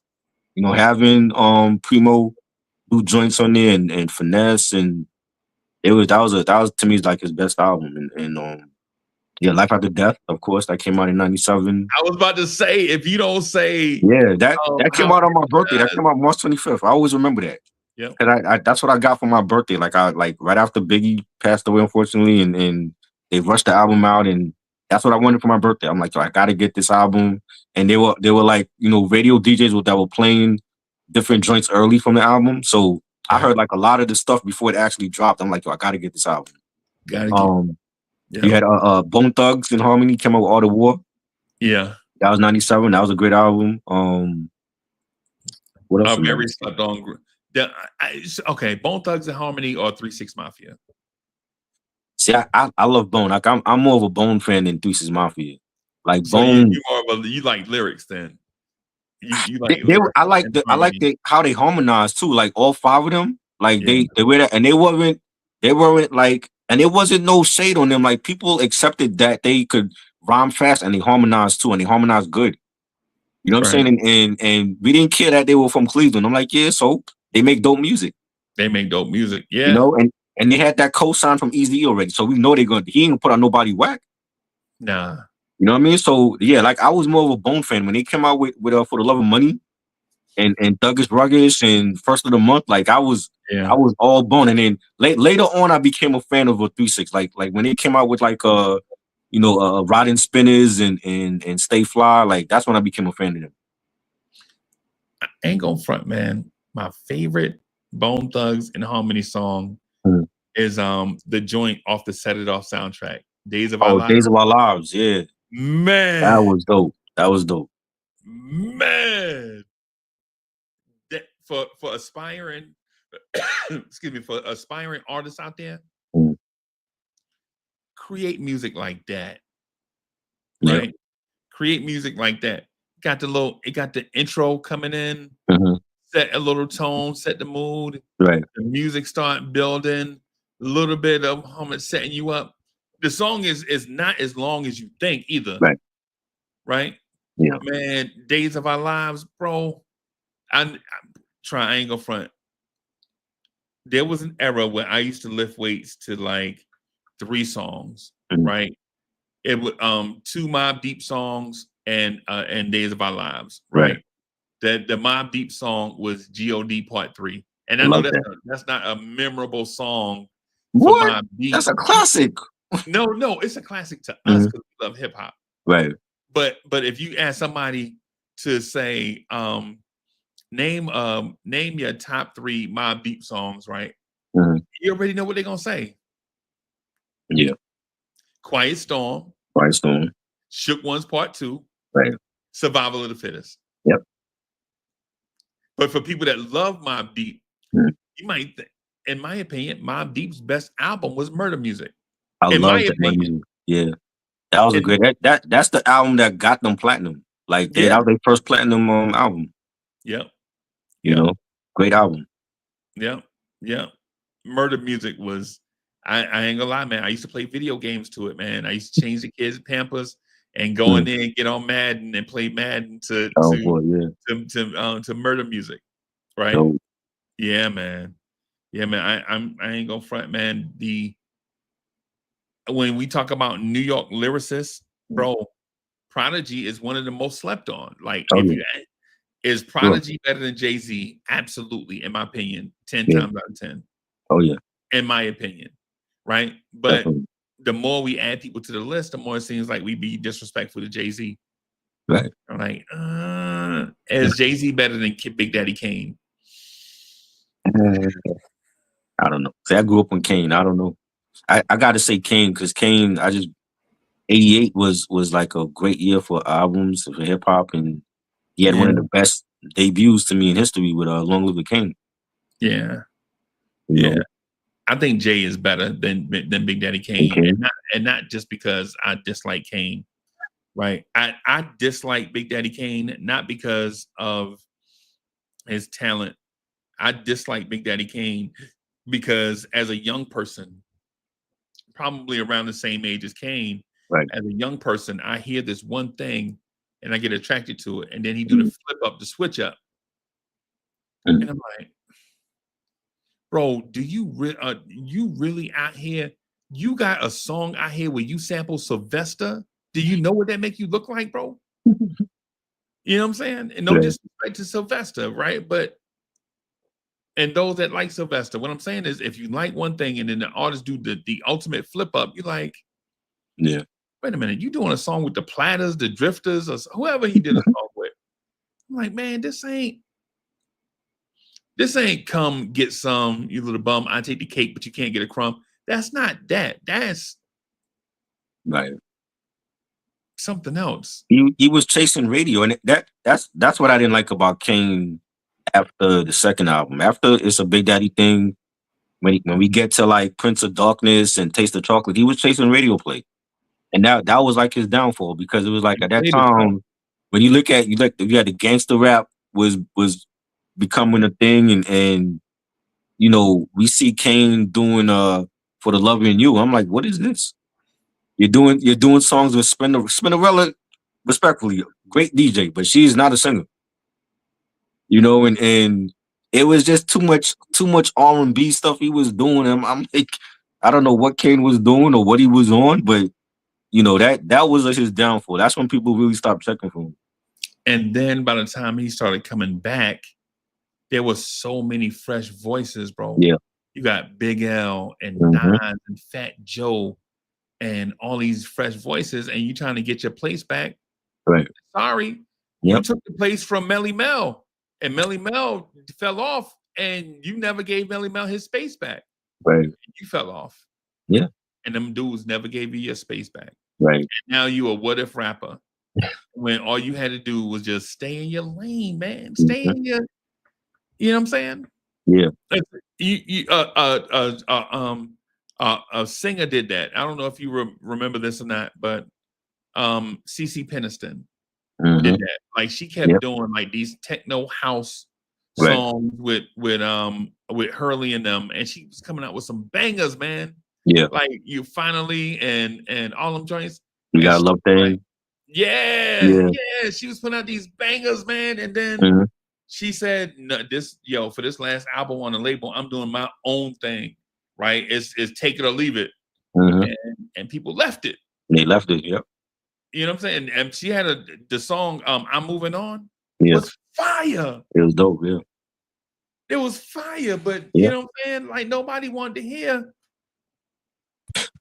By the time that come out, groups like Blackstreet are out. Mhm. Like you're like, now ain't the time. But when you're in the moment, you probably don't know. Right. Yeah. When you're in the moment, you probably don't know, bro. 97 also gave us No Way Out, and that was for what it is. I take it that it was a classic album because of who was on it. You know, all the Right. guest features, Biggie and the Locks, Foxy, and Kim on that album, and so many features. I think it was a classic album for that main reason, not because of who put it out there. Right. No Way Out had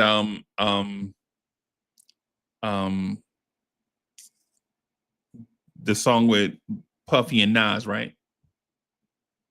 No, that Hate Me Now was on I Am. That was 99, I think. 99. Okay. Yeah, that's when Nas dropped Nostradamus like 6 months later. When did ELE come out? ELE came out in ELE 98. was 98. Okay. Yeah, So 97 he so had when Disaster Strikes. when Disaster Strikes, Yeah, right? So Busta had 3 albums back to back to back. yeah. 96, That 97, 99 he drops Anarchy. Yeah. That's what he's doing. Like every year, like see what Jay started. Like every year, Busta was dropping an album. Busta's overrated, man. I think Busta Rhymes had one of the most epic career runs in rap history. To come from a group like These Are New School and they only dropped 2 albums and they break up, and he didn't have no record deal at the time. He was just jumping on people's remixes. Yeah. Got forgotten record deal, and he Doing features. took off. Yeah, and he took off. Yeah. Yeah. I'm not saying Busta is not great. I'm saying I know people have Busta and Missy Elliott in like they top 10. Like top 10, what? I mean, I think Busta could be top 10 all time. Like he was that great. He was that good. The features, the remixes, the albums, like, and he still has that energy on stage, that stage presence. Okay, I'll give you. Okay, so just here with me, man. Busta Rhymes or Heavy D? Oh man, don't do that to me, man. Oh, we talking about top 10, right? Because somebody gotta go. Oh man, that's right? not fair at all. I just a top 10 can only include 10 people, bro. I know. I mean, everybody can't go. You know, that's what I'm saying. That's what I mean. Oh man. See, I seen Heavy D twice too. Like I never saw Busta live. I saw Heavy D twice, and he was great. But Busta, man, like again, like to me, like when you talk about like rap solo career runs, like it's not too many that's on that list to me. Like Busta, Ice Cube, I was gonna say him and Scarface next, just for the record. Scarface, yeah, like it's like that run, that epic run that they had. Is not too many people could do that. Even now, it's like that don't happen no more. Busta Rhymes or Redman? It's crazy, right? You can only put 10 people in the top 10, bro. Oh man, I'm gonna go with Busta. Oh. I gotta go Busta over Redman. I love Redman. I don't know. I gotta go with Busta though. I gotta go with Busta because Busta to me, like I'm just thinking back on the discography. He didn't really start making like bad albums to like way into like the 2000s. Like Redman, when Redman was on his second album, I didn't like it. I did not like There's a Dark Side. Yeah, I didn't like it. It was very dark. It was different from him. He doesn't even like that album. Yeah, no, I don't. That album was. But he came back with Muddy Waters. A lot of people feel like Muddy Waters is his best album. That was 96 also, Muddy Waters. The album he came out with in 98, I thought was fire. That's the Name, 2000. Yeah, that's the Name. I love that. That's an underrated album. Yeah. Redman or Busta? Man, I don't know, bro. It would be hard. That would be a great battle. Because they've done songs together too, and I don't know, man. That would be hard to. It's easy to put Redman outside of the top 10 because generally, Redman doesn't have a top song in a nation type of song. But he's a great artist, though. He's a great artist. Great producer. Yeah, he's a great artist. I'm not knocking it, but he doesn't have a. Give you an example. Mm-hmm. Like he doesn't have a K Solo type hit. We got Tonight's the Night. I think that's his biggest hit. Tonight's the night. Is it Your Mom's in My Business though? So let's not act like K Solo had a great hit with that record. Like that record came out, it was dope, but it's not like radio was playing that every hour on hour compared to Tonight's the Night. Or Blow Your Mind or Time for Some Action. Time for Some Action was fire. Yeah, Can't Wait. Right. Can't Wait might have been like one of those few songs from There's a Dark Side that I love. But does he have a Spellbound? A song It, that's it, a song that's so iconic. Like, see, K Solo has iconic songs, right. right? That even the girls will be like, "Yeah, I like K Solo." Mhm. You know what I'm saying? But Redman, you like He the has he the beat, has he has like, two, but he has two with Method Man. I would say the Rockwaller and How High. yeah, how high? See, but that's not fair, bro. What? Two against one. You putting two against one, But man? well, I mean, it's hey, Red and Meth make their best stuff together to me. To me, yeah, because I felt like, no disrespect to Method Man, Mhm. but I feel like Method Man is a verse rapper. Like, you like just, and I know he's not, To right? me, I'm he is. saying, I've always he doesn't have a great discography though. I, After the first two Cal albums, and then you skip Cal 3 and you get to Cal the day after was pretty decent. But right. after that, he don't have a great discography, and he made his best stuff with Redman. Yeah, and see, the thing about him is Redman always has a great verse somewhere. Mhm. But when you talk about, like, can you be Prodigy Right. and like do two dope verses and then write the third verse for the other guy? Mhm. You know what I'm saying? Yeah. It's like one of them things, like, man, Prodigy will forever Shine, Yeah. right? He said it himself. So it got to Mhm. be true. Facts. You know what I'm saying? So what I would say is, like, when it comes to this top 10 thing, like Buster being overrated, I think we know it, but we like Buster so much that I we don't don't want to feel like admit he's overrated. No, I do not feel like he's overrated. it. Was Buster the best lyricist in Leaders of the New School? I think it was, to me, it was him and Charlie that were the best. And I like Dinko. Dinko probably would be the dark horse. Dinko D had some Yeah. fire verses, And then bro. remember, you had Milo came out on the second album. He had bars. I know. Yeah. So it's like now you got all four members that spitting bars. So take your pick. You know. I'm gonna just say it like I always use NWA as the blueprint, right? Yeah. You got 1,000 rappers in a group. You got like all these producers, and you only see like 3 or 4 faces. You know what I'm saying? You think it's Right. like, you think NWA is like 3 dudes. You know what I'm saying? You think Mhm. it's Ren, Dre, and Cube, right? But it's really like all these dudes behind Yella, Right. all these dudes behind the scenes. Same thing with Leaders of the New School, with the voices, and you think it's Charlie Brown and Busta.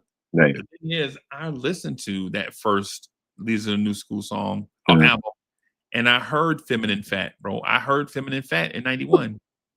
Right. And in 91, I liked it. Now Mhm. I think it's trash. You don't like it. I like the girls with the fat on their back, feminine fat, That's feminine that's fat. one song though. I mean, the But whole it's so album, trash, bro. you got International Zone Coaster, Sob Story, Case of the PTA. Case of the Come PTA. on. Case You of the you PTA. can't penalize that album for one song. No, I'm not penalizing the album. I think the album is great. I'm talking Oh, about Busta. Buster joint. Yeah, I'm talking about Busta. Yeah. Yeah, I mean, yeah, Busta is great, man, but he's not. I don't have him in the Jay-Z category. Like top 10, you up there with like Big, Right. Jay-Z, and Eminem. People he's actually done records with. Yeah, and I'm like, No. nah, he. That's what I'm saying. Like for Weezy to be in there, he gotta be great. And I think for the 2000s he was great. After that, he fell off. After No Ceilings, he fell off. Right. He hasn't put out but he had the whole issue with Baby and wanting to leave Young Money, and then he had like so many unreleased albums that still hasn't dropped to this day. And I think after No Ceilings, that's when like he really should have took a step back and really develop his artists on the Young Money roster, other than Drake and Nicki. Yeah. I always felt like when you take a break, don't go back and grab old music. Right. Right. To me, if you take a break, you got to come back out with hot producers, with new content, Mhm. right? Because like I heard ELE2, you know, I bought ELE2 Sight Right. Unseen. So you didn't like it. Trash. My God. Trash. Oh man. Poison? Oh my God, bro. Bro, that joint is so trash. That joint I didn't like because whoever made that beat, they were just lazy. They just sampled Poison and they didn't even sample it right. That's what I'm Like they saying. just chopped up man. the Poison instrumental and that was it. And to have they actually have a video with BBD in it. I'm like, y'all really came up with this as a single? Like I didn't like that one. Not for a single though, but I just BBD felt was like the album I liked because he took like 11 years to come up with that album. And when you and it hear it, it's sounded like it to me it felt like the theme of ELE, like the end of the world. We was in the pandemic. People were scared. People were dying. You Yeah. know, and he had a lot of features on it though. He had way too many features on that. yeah. I think if Buster wanted to come back, man, they should have put Leaders of the New School back together Yeah, and do something different, something fresh, yeah. and then release another album. We've been wanting that, but I don't think that's ever gonna happen. I think there's still issues with him and the members. Him and Charlie Brown. Yeah, But Dinko D, Milo, and C Brown are good. right. Right. Busta, Dinko D, and Milo are good. And they had a DJ, right? The DJ was Yeah, I forgot the name of the DJ they had. The DJ was, and the thing is they keep behind the scenes, they keep trying to work on a Charlie Brown album, but Mhm. nobody really checking for Charlie Brown. No, I don't know. You know what I'm saying? Like if they want to do a comeback now, bro. And I know this is gonna sound mad weird. I think the best thing for them to do right now is to do a Native Tongues album. Yeah, I mean, Everybody been wanting one. yeah, You can start the album off with your dedication to the Native Tongue members that passed away. right. You know what I'm saying? And then get in there and put 18 joints on there. Uh-huh. The only thing though is these dudes might have lost their production to like the song Q-Tip produced for LL. Uh-huh. The album. Yeah, I really wanted to like it. I thought it was. I mean, look, LL ain't dropped nothing good since GOAT, and I think that was his best album since then. Like all that other stuff he dropped, Definition and the James Todd Smith album and 10. I didn't like none of those albums. Like those albums, I did not buy. I remember and had friends that gave it to me on bootleg. I'm like, this is why you bought it on bootleg because it was not good enough to buy from the store. Right. You know, Right. and Right. I think and it's so weird because LL and Q-Tip is from the same borough and they never collaborated with each They other. legit grew up around the corner from Right. each other. So why did you wait till like so long? Why did it take so long for y'all to collaborate? I just think their styles are different. Yeah. I think their styles are so different, man. Q-Tip is quirky and esoteric, Mhm. and LL is braggadocious and charismatic. Right.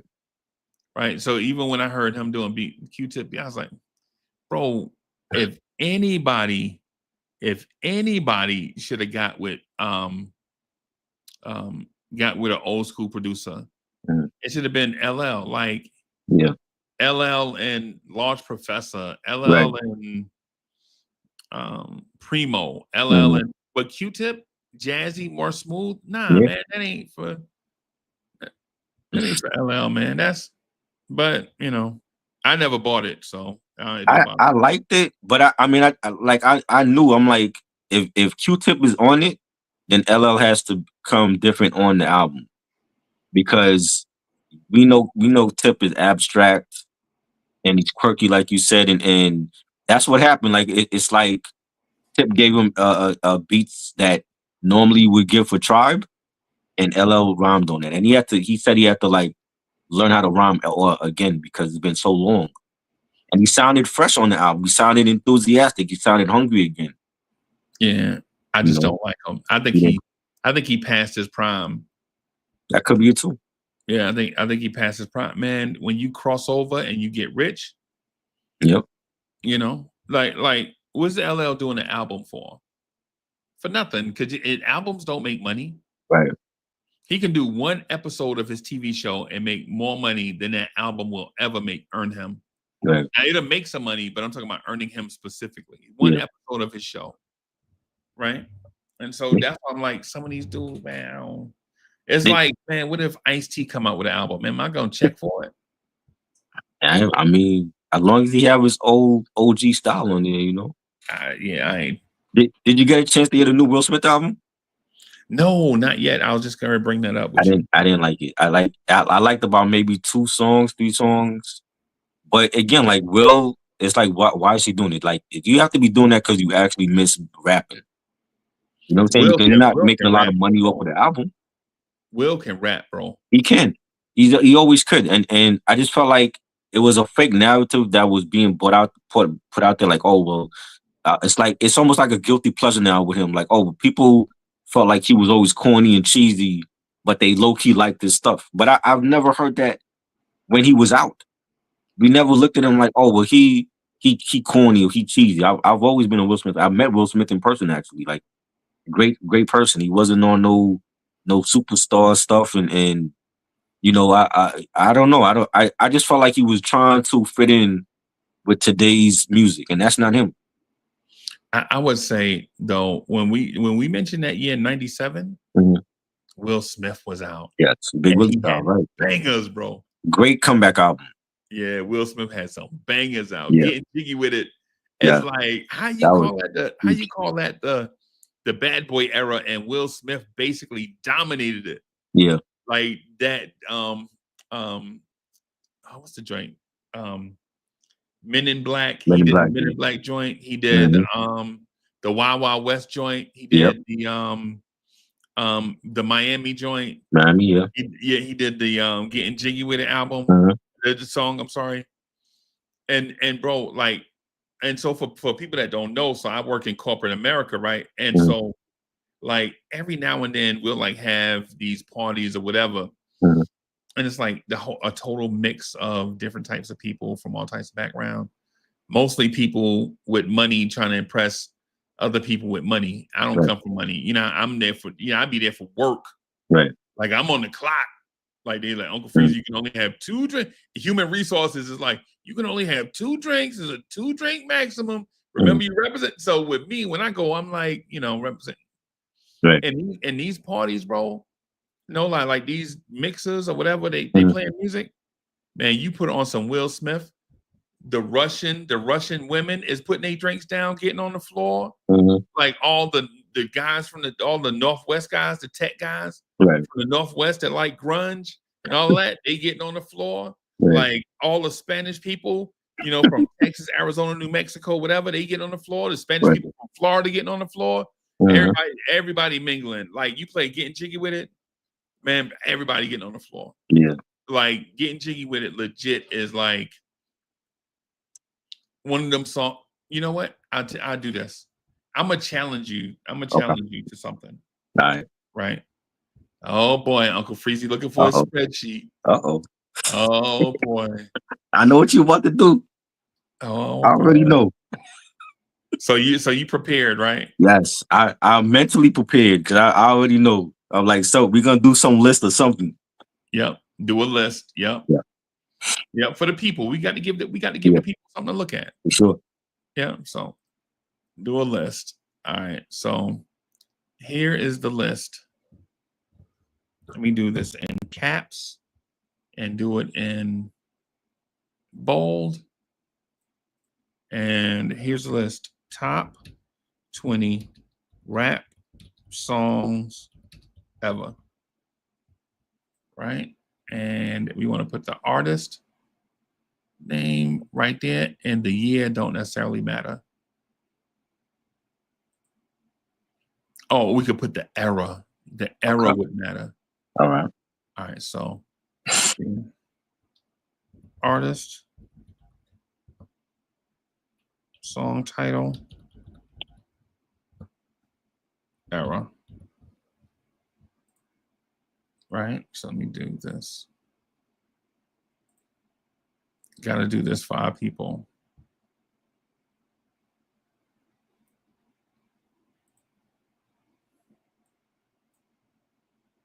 Does it have to be like hit records, like memorable, like anthems? Remember your reputation on the line, though. That's what I'm asking. I'm like, if it's anthems, I'm like, this is gonna be easy. Because what I was gonna do is speak to the importance of it, like Right. why certain songs are on this list. Okay. Right. That's what I was gonna do. So let me do it like this. 5.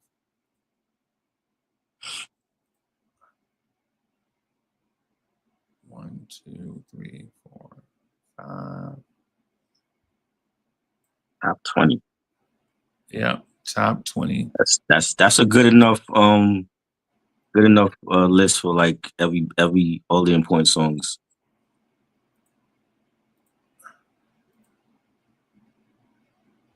All right, and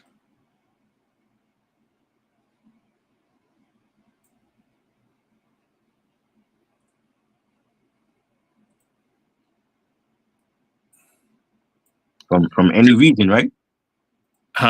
We doing like the any region, the South, the West. Oh, it don't make me a difference. I just want to Okay. do the list and why the song is important enough to make the list. Okay. Right. That's what I want to do. Like, why is this song so important that it makes the list? Because I have a song I think is the most important song in rap history. All right. Right. And the thing about it is I think we all will agree why it's the best song in history. The only thing about it is everybody will probably have their own opinion. Now, Right. since this is a list, everyone, this is a list. So in a list, we have to remember that this is not a ranking, right? This is just a list, right? So let me do this. I'm going to shrink this up some so everybody can see it.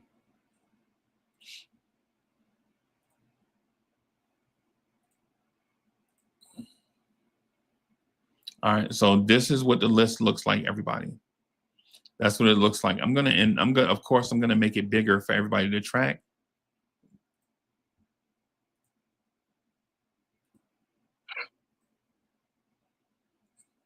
All right, and we just scroll up and down. And since this is Triboro's conversation, I'm gonna give Triboro the honors and have Triboro explain why the song that he picks is the very first song to be added to this list. Oh man. First song. Wow. So is this any song that I feel like should be on the list? Top 20 rap songs ever. All right, I gotta go with Goody Mob Soul Food. Okay. Because like they're actually rapping about health in the Black community and eating better and getting rid of the fast food and eating home cooked meals and I love the way that they put that message out there in the song and then you got CeeLo singing on the chorus for that and he has a great voice as well as he's a dope rapper. And I thought that was like one of the most important songs for rap in '95 when that first album came out. That's my favorite Goody Mob song. Yeah.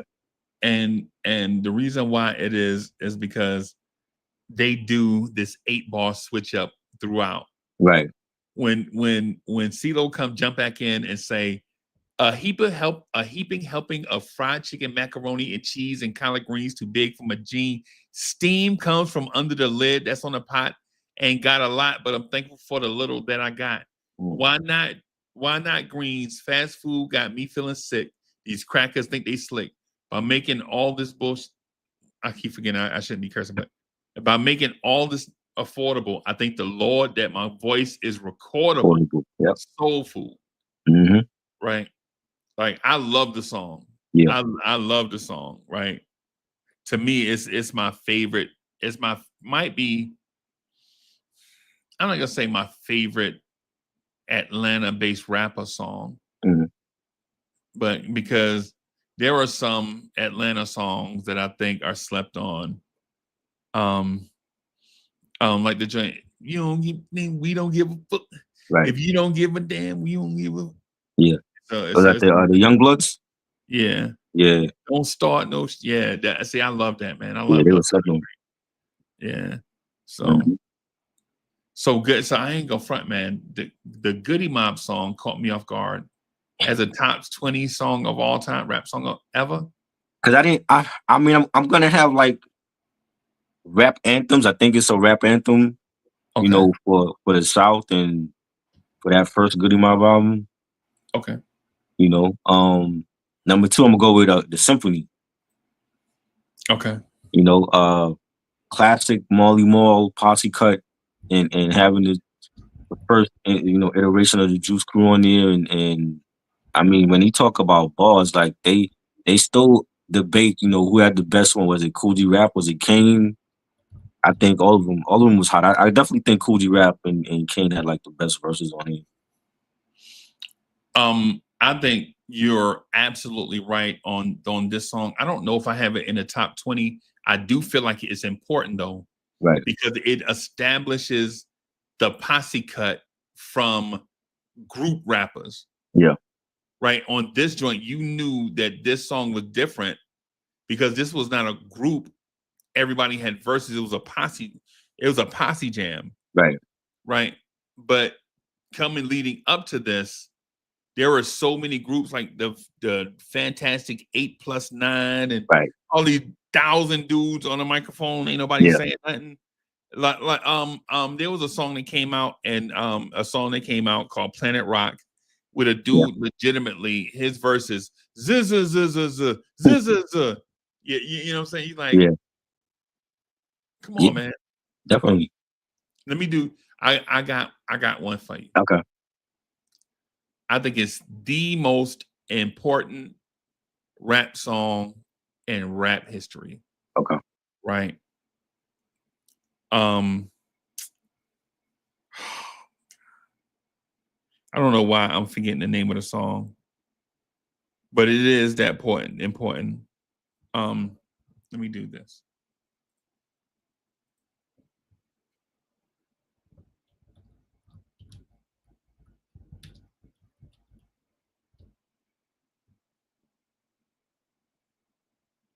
There it is. Right.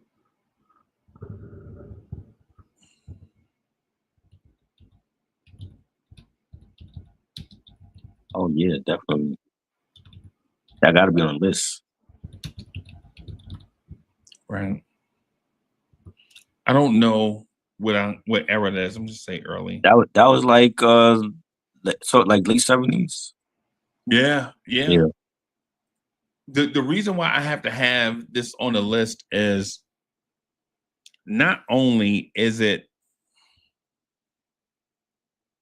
a great rap song that has established a thing, it's a great song, period. Right. Right. Every list I see of the top 50 or the top 100 songs ever always has the Sugar Hill Gang Rapper's Delight on it. Yeah. Right.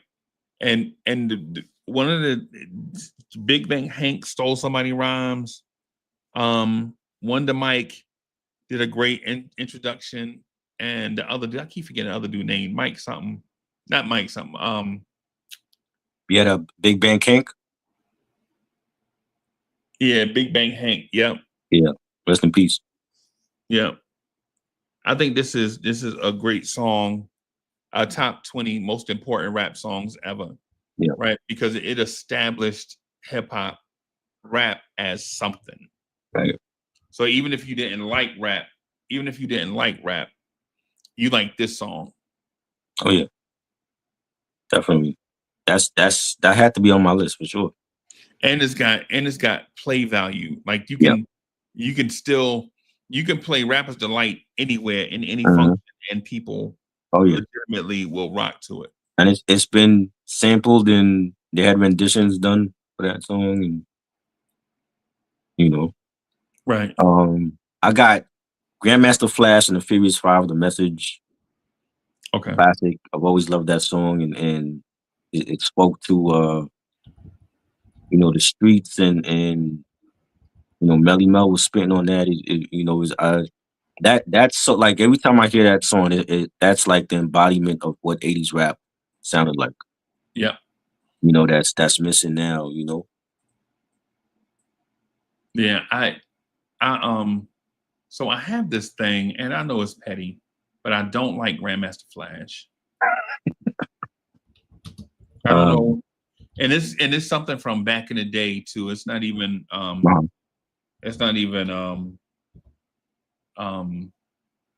nothing recent. It's like one of them things. Hey, salute to Wiz in the building. Salute, my guy. That I don't like. I just don't like egomaniacs, and I think it's because egomaniacs don't like other egomaniacs, bro. Right. Right? Like LL Cool J would probably see me and dislike me on sight. Right? Like, man, who does this dude think he is? This same thing with Grandmaster Flash, and I understand his contributions and all that. Right.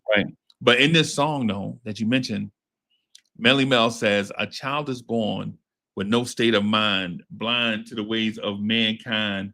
God's smiling on you, but he's frowning too, because only God knows what you'll go through."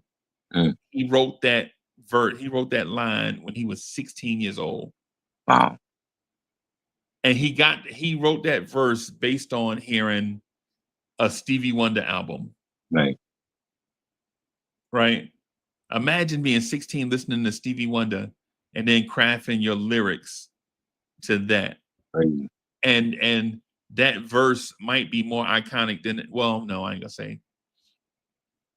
It's not more iconic than the Living in the City song by Stevie Wonder. Right. But the motivation to do it after hearing that, man, is crazy. Definitely. You got another one? A top 10, top 20 rap song of ever. I'm going with Ice Cube. It Was a Good Day. Okay.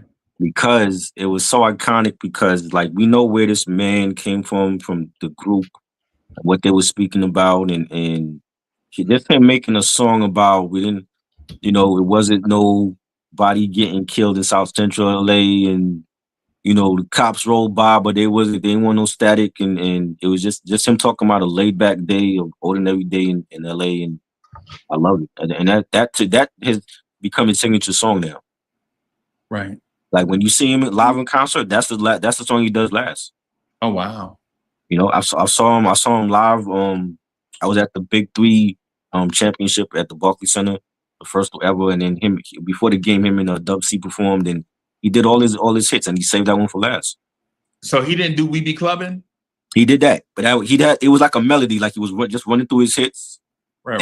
And he does It Was a Good Day last. Even like on like the Rock the Bells Festival, he did that last. And so he didn't do he didn't do Wicked? Nah, he didn't do Wicked. I love Wicked, but he didn't do that one. Yeah. Yeah, man. I gotta add this song to the list. And it's because I think it might be the greatest rap song ever, even though it's not my favorite rap song ever. Oh, yes, definitely classic. I mean, Tupac had a lot of classic joints though. Yeah. California Love is one of those. So at the time, when it comes to rap music, man, like in public events, people will play a lot of different rap songs. Like what I noticed over the years is that a lot of venues will play songs like that are cute but not iconic. Right. Like I'll give an example of a song that you might hear in any sporting event, any big gathering. Candy by Foxy Brown. I taste just like candy. Yeah. You know what I'm saying? You know what I'm saying? And you like, I would never play that. I would never play that song in my car. Wow. But I understand why it's iconic. Right? So songs like that's the reason why I have to put California Love here because hey, yo, I had a true story. Mhm. True story. I gotta Yeah. tell the story for the joint, bro. So true story. I Mhm. had a boss. He was like a stickler, bro. Right. Everything by the rules. Everything by the rules, Uncle Freezy. Uncle Freezy, you took a 16-minute break, man, and you only take 15 minutes. Man, bro, it's like I'm 30 seconds over my break. Right. It's still not 15 minutes. You're a leader. You got to show people. You got to be the example. All this type stuff, right? Mhm. We go to this function, and I see him.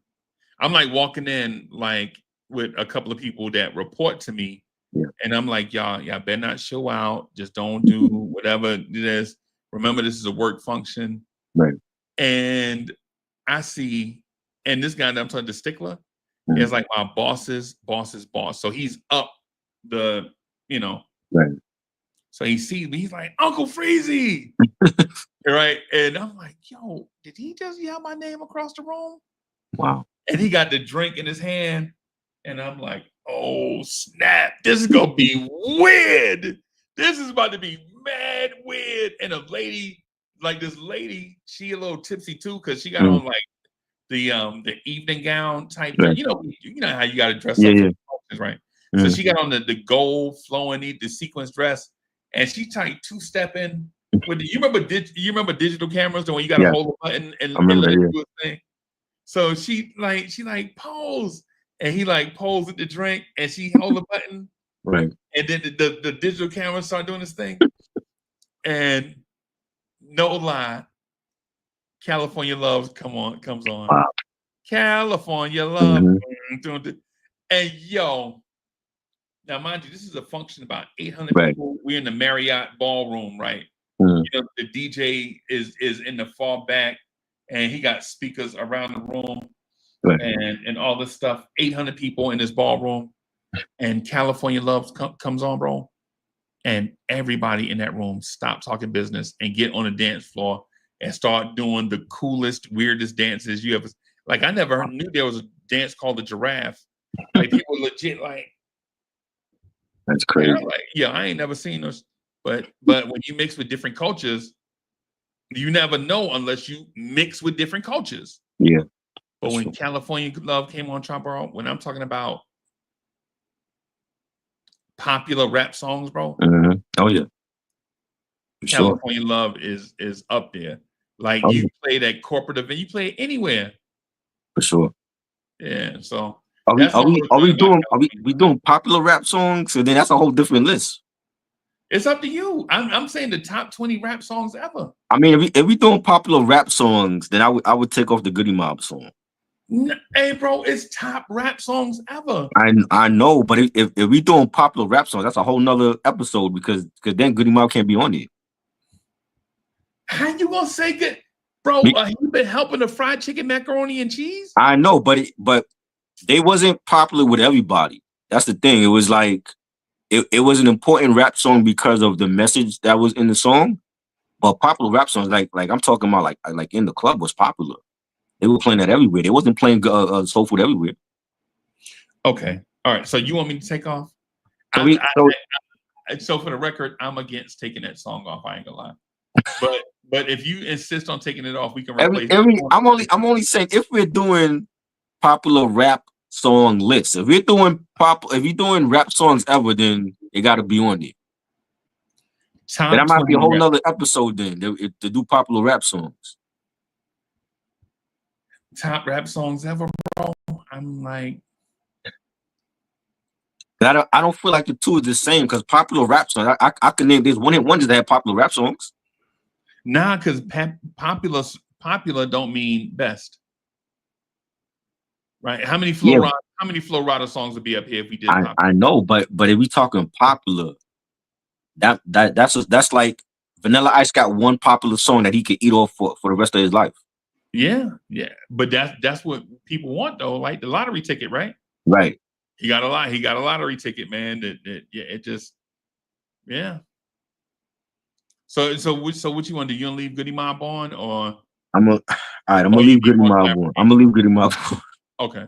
I will leave Goody Mob on. Oh, I tell you what, when we get to the end of the list, Mhm. we can reshuffle. Okay. Do that. Okay. Okay. All right. I got the summer anthem for me is "Summertime" by Jazzy Jeff and Will Smith. When you think Oh, of summer anthems, that is the summer anthem. Like it's no other. It's "Summertime" and that's it.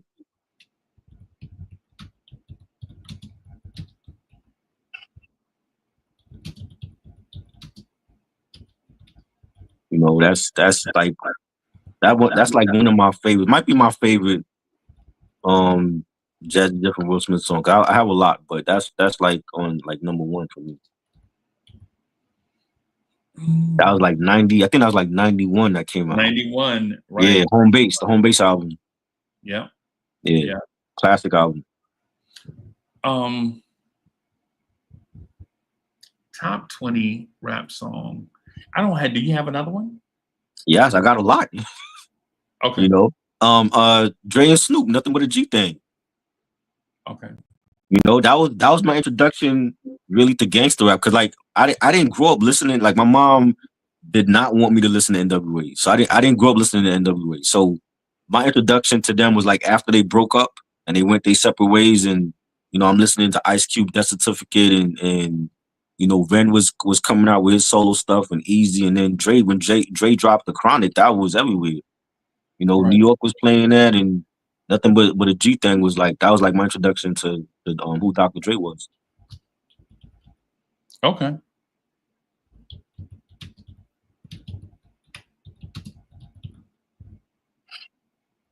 All right. I feel like I gotta put this song on there, Okay.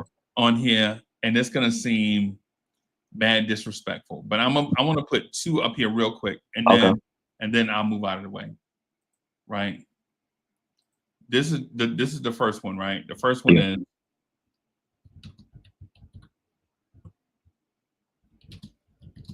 Oh yeah, that was gonna be on my list too in the club. Yeah, it's for got sure. it's up here because It's a huge hit. It's still one of his biggest hits. yeah, That's what made him rich. yeah.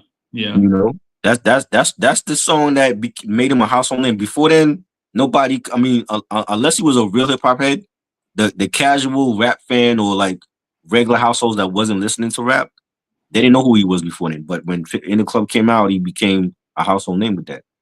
Right. Yeah, man. I had a second song. I don't know. Oh yeah, I got it. I want to make sure it made the list.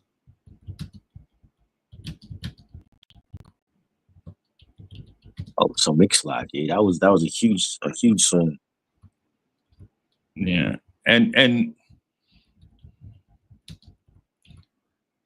I like Sir Mix-a-Lot. I don't know if I like this song, but if we're talking about one of the top 20 rap songs ever in its importance, this song came out now, and people won't remember, but this song came out right when Dre and Snoop albums were out, were like on the radio. Right.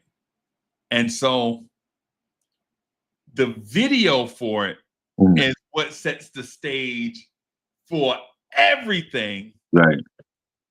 When the white girl comes out and says, "Oh my God, Becky, look at her butt. It is so big." When she says that, bro, and you hear the and the dude come out with the "I like big butts and I cannot lie." Now, I gotta let me do. I gotta do this for the camera, man. So, as somebody that like grew up, like I didn't go straight to college. Right. Like I'm made my way through high school. I made it. I crossed the stage. I didn't know what I was gonna do with myself. I had a lot of thoughts, just like most teens. Like you're trying to figure out who you're gonna be. Right. You don't know what type of person you're gonna be. You just know you don't want to pump gas. Right. right? That's the era that I graduated. The Mhm. era that I graduated, you just didn't want to be the guy at the gas station pumping gas. Even though they Mhm. made good money, I didn't know it back then. Right. I didn't want to be the guy that came pick up the trash. I didn't know sanitation workers made a bunch of money. I just knew they moved trash, Mhm. right? And so I joined the military. I get into these certain circles, find out that I'm probably more intelligent than I am intellectual, Right. right? Like I can legit do stuff. You show me something, I can figure it out. Mhm. If you don't even have to show me all of it, I can figure it out. So I get Right. in these groups and these circles where we get into these problem solving things, and then I find out I have a business mind, but I didn't learn this in high school. I didn't learn this from my parents. I learned it by dabbling in business a little bit, and then found out that was the fit for me, Right. right? So, trying to work my way up, trying to become something in this business world. And we have this Christmas party, the company Christmas party, whatever they invite. I'm like, I don't want to go be with all these stuffy people, right? Lady, no lie, it's gonna sound like I'm shooting the gas. Mhm. Lady that worked with us, she was like my boss's boss's boss's boss's boss. Come to us. We just standing there outside. Like this is like the Black and Mild era. We outside smoking black. Right. She woke up. She like, Uncle Freezy, you coming to the party tonight? Like, she's like, nah, come. It'll be fun. Right. Right. Like, No. and then now mind you, now Tromber, this is the time that I'm broke, right? Mhm. I don't have any money. It's payday. My rent was like $400, bro. Wow. How the hell I'm gonna pay $400 worth of rent, bro? My rent was $400, bro. I had to That's put a lot. all my checks together to so I was broke. This is Yeah. like 90. Now, I'm not saying this is when it first came out. I'm not saying this is when I found out the song was this major. Right. It's like 95. I'm broke. And I'm like, okay, you know what? I'm gonna call my mom. I think I might have borrowed money from my uncle. I'm like, hey, let me borrow $20. And my uncle, $20? Mom, get you crazy? When you gonna pay me back? Monday? No, I'm gonna pay you back Monday. How am I gonna pay you back over the weekend? You think I sell dope? Come on, man. He's like, man, Uncle Free, you bet. So I go, I find my best outfit. I know I look tacky, right? But I was broke, right? Right. Put on a dress shirt, some khakis that I had. This is like when I didn't even know what khakis were, but they were like, hey, you gotta dress, at least put on some khakis. I'm like, what are khakis? I don't know what khakis are. So I go put some khakis, find some shoes. Mhm. Back then, I think I might have had some Maddens or something. It's what, 95? What was the shoe out then in 90? The Steve Maddens and I might have had some Calcanas. Coconut. Yeah, I might have had some Calcana boots or something. Mhm. All right, so I make my way to the thing. I got like a quarter tank of gas, got like $10 in my pocket. Because, for functions, you don't want to go and feel broke. Right. Even though you are broke, you don't want to feel like you broke. Right. Right. So we get there late. Becky come running up to me. You can hear her heels hitting on the dance floor, like, Uncle Freezy, where you been? We've been looking for you. I get there and she tipsy, like she leaning. Okay, so here's the thing. Somebody's been drinking, right? Normally when you drink, you like, yeah, right, you tip the cup. People are tipsy when the cup tips you. Like the cup stays straight and you lean in. And you lean in, like, right? They tipsy, right? Right. So she talking to me. Where you been, man? We have hors d'oeuvres and food. Take it, enjoy yourself. Take as much as you want. The company, take as much as you want, Uncle Freezy. The company's paying for it, right? All this type of stuff, right? Right. And I'm like, nah, I'm saying. She's like, Uncle Freezy, listen, we've been putting money to the side all year for this party. Come in here, have a good time, mingle. This is how you get to know people and get promotions. Right? People know your face and your name. And then, you know what I'm saying, you get to know people that way. When you interview, they know you already. Right. She's spitting game in my ear, right? I didn't take it in all at that time, but then as the night went on, it kind of grew on me. Right. What she didn't say was what you need to do is network. Now in 2025, we know what that means, right? Yeah. Right. Coach in the building. Coach, what up? Salute. I'm gonna just throw the thing in here. See, now the list gonna get more interesting. Yeah, that's if he ain't too sleepy. So I'm talking to her, and people are like just coming over, talking to us. Hey, Beck, you know, blah blah blah. Beck was good, and so her boss is like, "Hey, Rebecca, you having a good time?" I'm like, "Rebecca, who the hell is Rebecca?" She's like, "Uncle Freezy, that's my name." No, your name Becky. She's like, I'm like, "Oh, it's short for Rebecca." Yeah, bro. I don't know. You know what I'm saying? Think about where we from, bro. Right. Think about where we from. We go by street names where we from, bro. Yeah, true. Like, I don't even know when the last time I even said my government name. Right? You know what I'm saying? Yeah. So the fact that you know what I'm saying, she grabbed me and like, hey, just talking to me. Everybody, Coach, what's good, bro? So she's talking to me, right? We just chopping it up. She's like, "Hey, how you like the hors d'oeuvres?" And I'm eating this thing, bro, I've never had in my life. It was called a Swedish meatball. I'm like, what the fuck? What a sweet? Y'all got meatballs from Sweden? What the hell going on? Anyway, the DJ plays a song.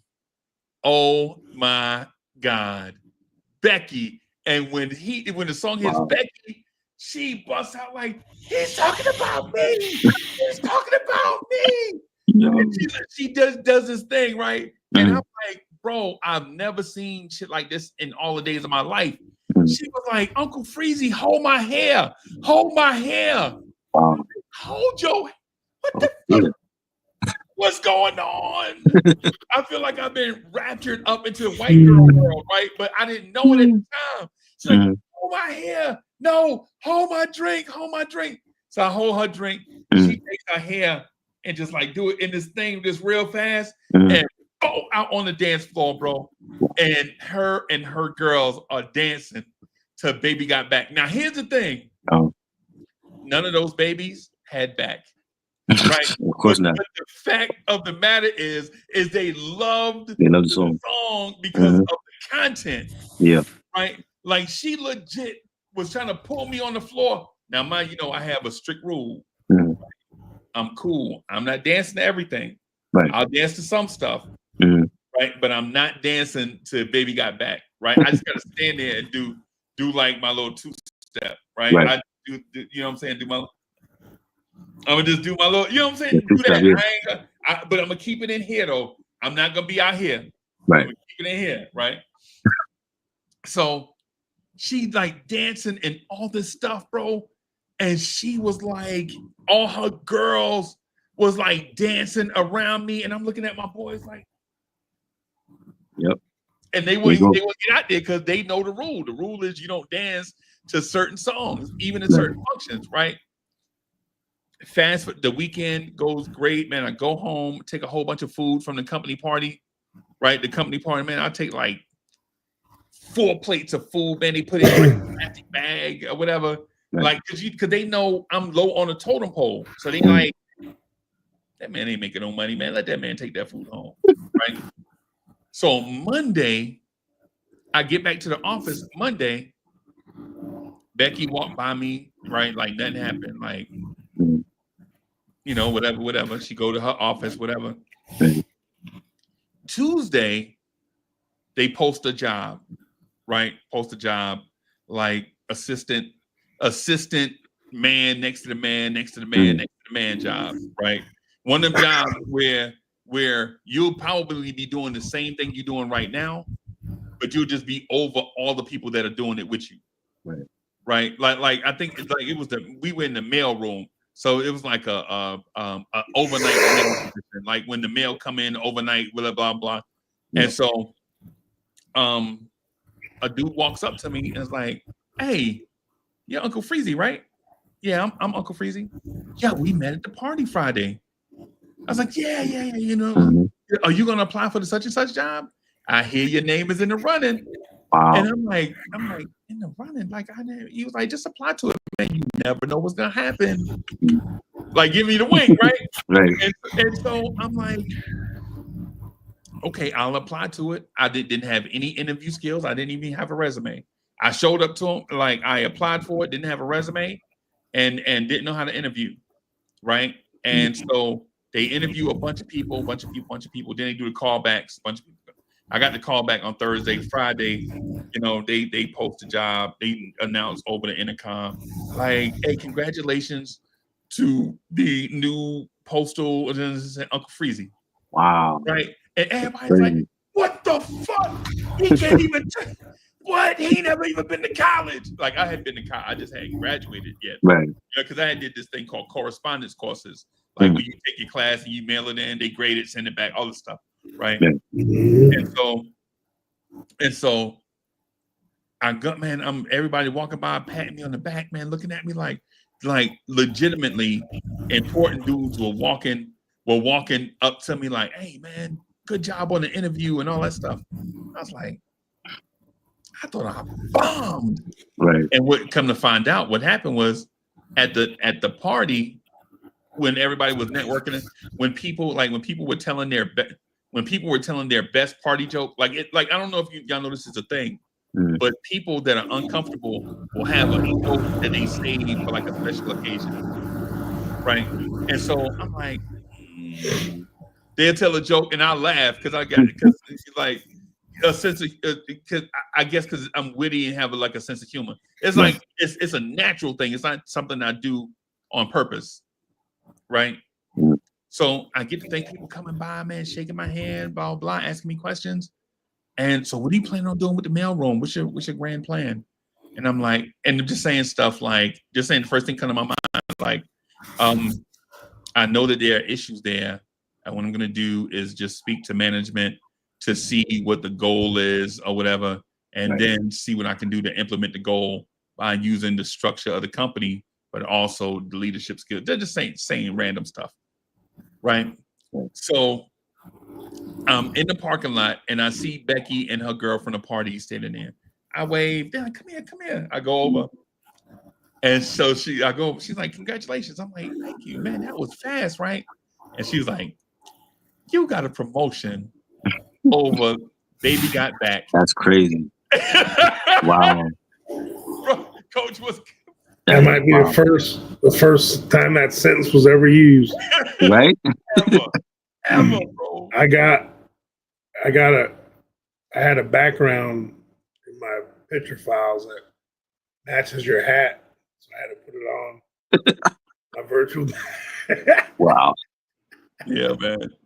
So hey, so just real quick, so try so when I hear songs like Baby Got Back and California Love, it reminds me of the corporate setting, like company Christmas parties or Right. company anniversary parties. Like they'll play certain rap songs and these will be in that. And I'm not saying they're the greatest constructed rap song ever, but I do think they're important to the overall music culture is the reason why I added Baby Got Back. Not because it's a lyrical masterpiece or a production masterpiece, but in terms of the impact on the culture, Right. Yeah. Absolutely. Okay. Yeah, that's a great story, man. Damn. It was a Well, I long mean- story, right? Yeah. It's definitely. See, the thing is, to like rap purists and stuff, you're gonna have people like, but if you talking like crossover hits, and then like how huge it was in the clubs, and, at the video, and it's just like it just came at a time where it just all the settings were right. It just blew up, Right. Because I Right. mean, no offense to Sir Mix-a-Lot, was kind of a gimmicky, rapper. You know what I'm saying? Like, those, and I mean, I personally like My Posse's on Broadway and that album, but then it's the same guy that had Buttermilk Biscuits and Yeah, man. had that character. Buttermilk Biscuits. Here we go. Sip the flower. Rolling down. Yeah, man. Yeah, man. Like he was putting. If he had a verse of that character in that song, maybe that song never makes it. Yeah. He's just stuck with. Like how surprised do you think he was, and the record label was, and like that song hit? You know what I'm saying? Because a lot of times, how many albums have we heard where a couple of tracks are like the funny track or something that even NWA had some of them, a couple of them funny in between, like naughty tracks. It's on all kinds of hip hop albums. Like that throw-in song. Yep. Like you think like they really thought that was gonna be the one. Yeah. Right. Nobody knew that was gonna be the one, bro. I promise you. Yeah. Nobody knew that was gonna be the one. So you got another one, boss? I got turns? Ghetto Boys Mom Playing Tricks on Me. Ooh. Yeah. They sampled the Isaac Hayes joint, and they talk about mental health on that. And that song was huge over here, especially when New York didn't play Ghetto Boys over here. So the fact that they played that on the radio was like huge. Crazy. Yeah. I got a funny story about that song. So I was in like this special English class. It was actually for above average people, but it wasn't like honors, but it was kind of like you had to be pretty smart. But it was like in 8th grade though, right? So it was like this experimental English class that kind of had like life stuff in it, stew and everything, whatever. So a lot of it was we went on a lot of field trips. So we had our English teacher, shout out to Mr. Harper, kind of had that classic early 80s kind of business mullet, kind of feathered mullet, white dude, glasses. He looked like every English teacher you've ever seen. Yeah. He had a mustache? He actually didn't have a mustache. Oh, wow. So sometimes he let the scruff grow a little, but maybe when he had a long day, I don't know. But he was always kind of had a fun sense of humor, but he didn't really show his personality much. But anyway, we went to Tallahassee, Florida's capital, for like a field trip. So part of our field trip was going to the mall. And one of the places in the mall, you gotta go to the record store, or to check out some tapes, CDs, or whatever. Back then it was tapes. So there it was, the single. My Mind's Playing Tricks on Me. Ghetto Boys was there. So I grabbed it because I had like $5 on me. I think that's what it was. It was like $4.79. It was on sale or something. It was like the maxi single. And I had my Walkman and everything. And so I get on the bus. It was our time to come out of the mall. And I'm listening to some music. I started listening to it. And Mr. Harper's like, "Hey, what are you listening to?" And I'm like, you wouldn't know. Right. Try me. You might be surprised. I'm like, it's called My Mind Playing Tricks on Me. It's by a group called the Ghetto Boys. He's like, "Oh yeah, I know. That's the one. We got that midget. All this stuff." Yeah. He was saying, I'm like, "What? What you know about that, man, Mr. Harper?" and we just started talking, and he was talking about rap and how it first came out. I was Right. talking to him, and just from that day on, I was like, man, Mr. Harper's cool as hell. Like all year, we could have been talking about this stuff, you know. And it was, I don't know why, just that I'll always remember this. How did my cheesy English teacher know about the Ghetto Boys? You'd be amazed, bro. I know, bro. It's crazy. You'll be amazed, bro. That's amazing that you have a story like that. The thing is when I hear it, it just blows me away, thinking like, dang, how could that really happen? And then you think about it, Coach, that man was human. Yeah. And back then he seemed old or whatever. He was probably 33, 34, 35, Right. You know what I'm saying? He Right. seemed old as hell to me because I was 13, 12, you know? Right. But, you know, so, yeah, why wouldn't he listen to it? Because, you know, the video came on, and that's when he found out about Bushwick Bill when he got shot, his eye or whatever. Yeah. That's why he, you know. Yeah. But no, that's definitely a classic. It's the man. I mean, and it's funny because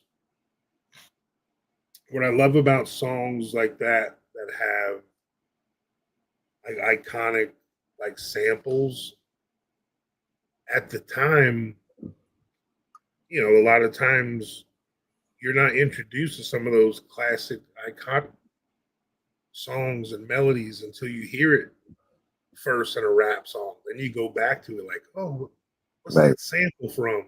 And then you go back and hear it like, oh, okay, you know.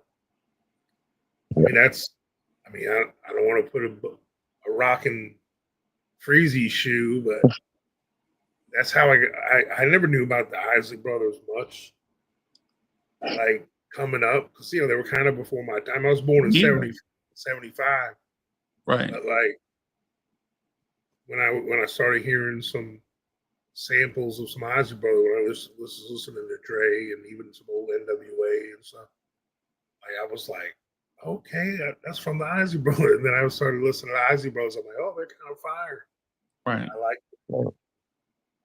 And then when I mentioned it to my mom, it's like, oh, I've always liked the Isley Brothers. Oh, yeah. That's where my mom had, she was like, I was blessed, man. My parents had these two giant, you know, nowadays they don't have, maybe everyone's grandmama's got them or something. But she had these two giant bookcases on either side of the entertainment center, you know. Like, they were huge. Probably had like 6 to 8 shelves each. And each one of those were filled with records, you know. How many records you thought there were in there, if you had to guesstimate? I'd have to say about at least 2,000. Wow. Yeah. Wow. Because here's part of the reason. Well, number one, both my parents were music heads, especially back then. But the other part, my dad, he worked for New York City Sanitation Department. And when you work sanitation in New York City, people be throwing some stuff away, bro. Yep. And he used to find people used to have just boxes of records. Like people just throw away records, you know. And he would bring some home. Hey, look what I found. Right. You know, he'd bring home a stack of records, you know. Sometimes baseball cards, crazy stuff. Man, y'all still got this? Y'all still got the records?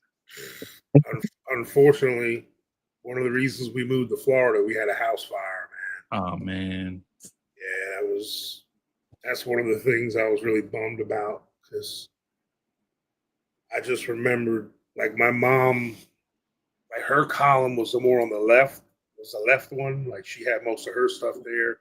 Yeah. My dad's was the right one, you know. And my mom loved all the, well, obviously the British invasion stuff stopped, happened. But she was huge in the Motown and disco and all that stuff. Like that was my mom's bag, and my dad was just everything, classic rock, hippie stuff, to everything, all the way through all the '80s new wave, like all that. So like I just remember putting albums on, and I just look at the record jacket, bro, the lyrics, and just I could just see so many albums so vividly right now. Just when I hear a song, I can see that record, Right. like the Lover Boy one with the butt, the red leather butt, or whatever it is. Oh, wow. Wow. There's I don't know why there's like so many that stand out. Right. Right. Yeah.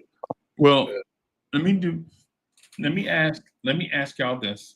So with 9 spots left,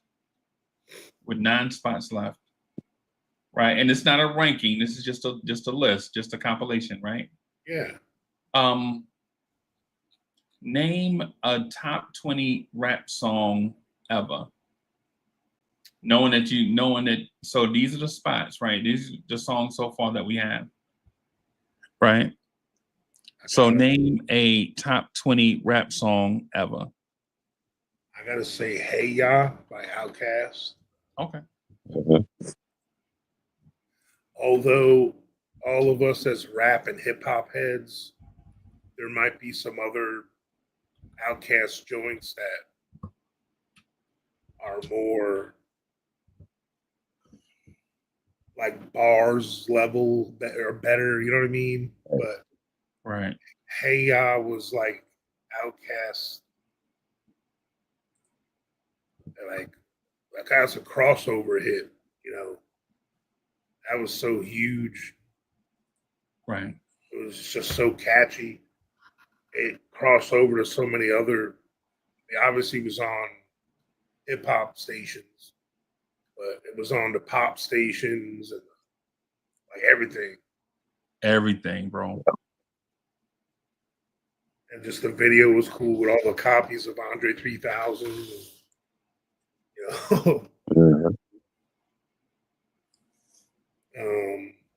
It was just like back then in my personal journey on listening to hip hop, they were like one of the like what was cool about Outkast was they were one. I wouldn't say they're one of the first, but they were definitely one of the pioneers of like the genre bending, like mixing kind of genres with their rap. Right. Okay. It was just like it was a huge hit too, obviously.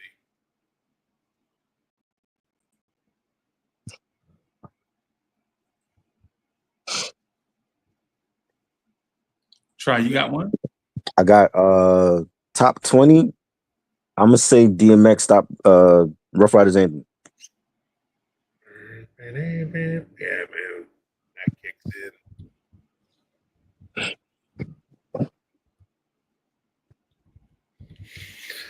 in. That was 2000, right? Nah, that was from the first album. That was what, 98? 98. Okay. Yeah. Okay. Yeah, What era was that? That was the, oh my gosh. Yeah, go That was ahead. the Jiggy era, even though that song wasn't Jiggy. Right. Slew Wiz. I don't know if Wiz is still here. Oh wait, I got one.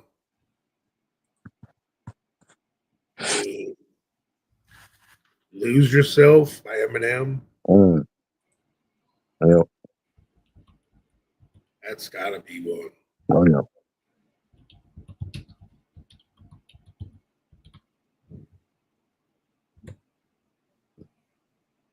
What year was that? That was 2000. That was Wasn't that 03, 04? That was Y2K. Okay, so that I was think Y2K. it's 02, yeah. So Wow. There was something about, man. He just had a way of doing. e- Even though M is known for his bars and all that, I wouldn't say he's underrated at anything, but Right. one of the things he was always underrated at was just coming up with these like hooky anthem, like uh like hooks, you know, Yeah. like they're in the even on the joints when he comes in with Dre, like he just hit his hooks, his rhythmic hooks he does are so good. Yeah. Just like that. You gotta lose yourself in the music. I mean, just that. Yeah, man. It's not Mhm. like so that it's not that it's so. I mean, yeah, it is dope, but it just is. I don't know what it is. And like even like his part and Forgot About Dre. Yeah. Nowadays, everybody, man, Yep. groovy He lips. made that song a hit. I know, Yeah. bro. That's crazy.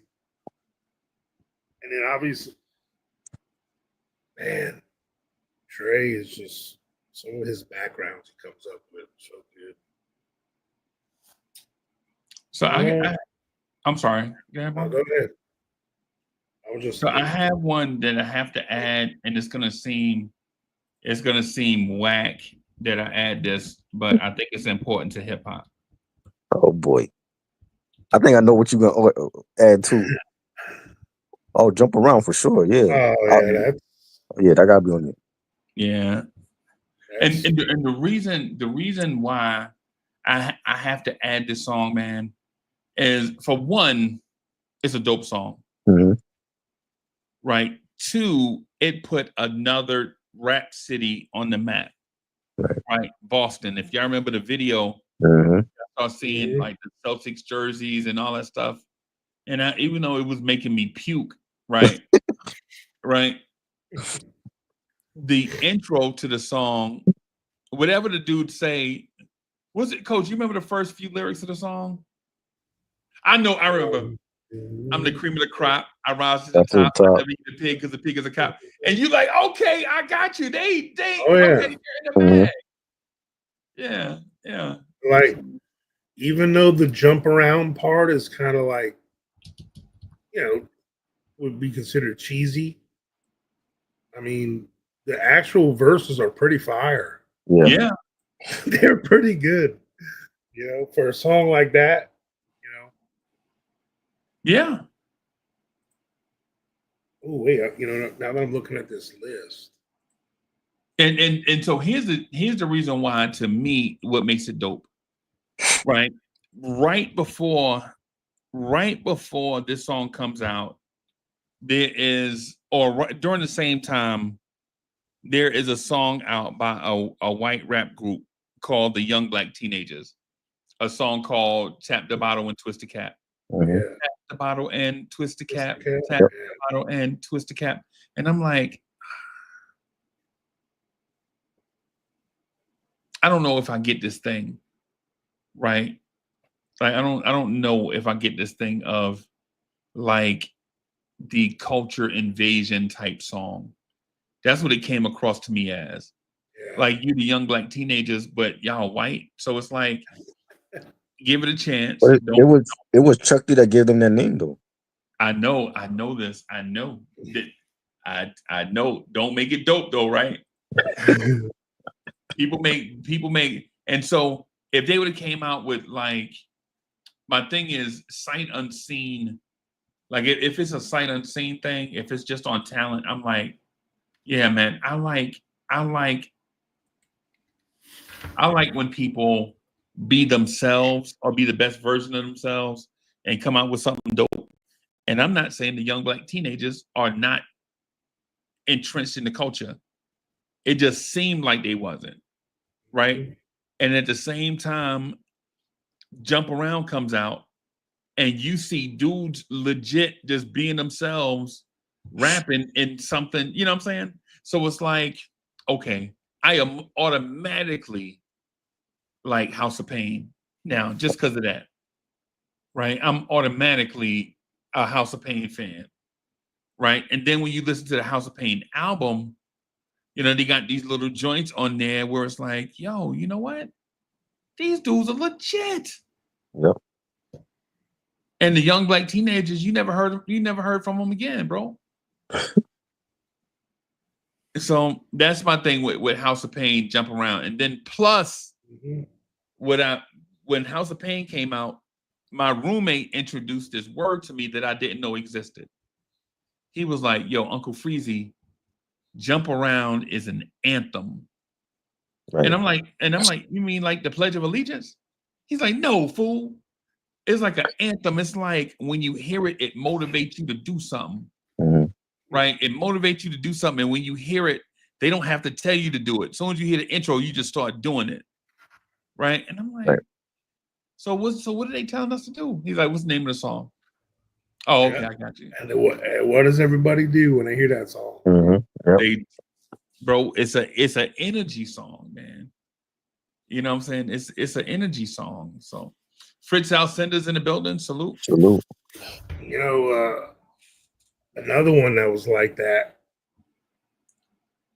at least for my generation, and we all did the dance when we heard the song, was the Humpty Dance by. Yep. I mean, that one was pretty big, bro.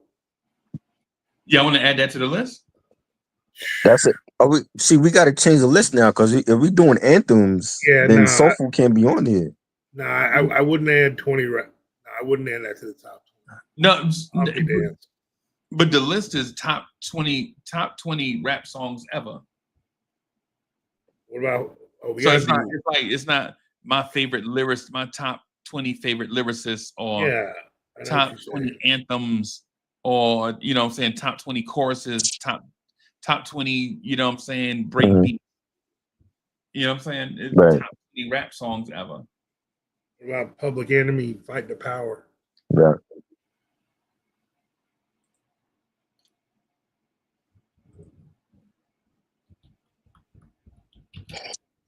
That, when I first heard that, I'm like, these dudes are, especially Chuck D, bro.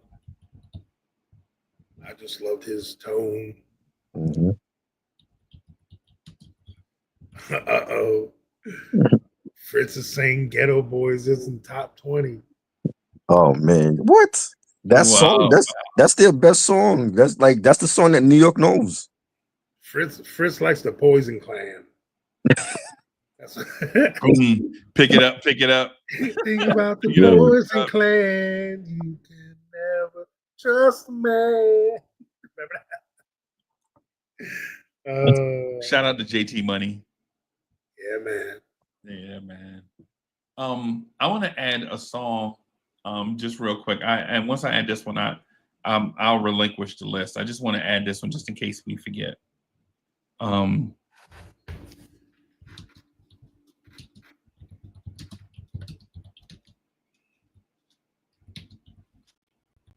He says it's not top 20 all the time. So what's the song that you put on the list, Fritz?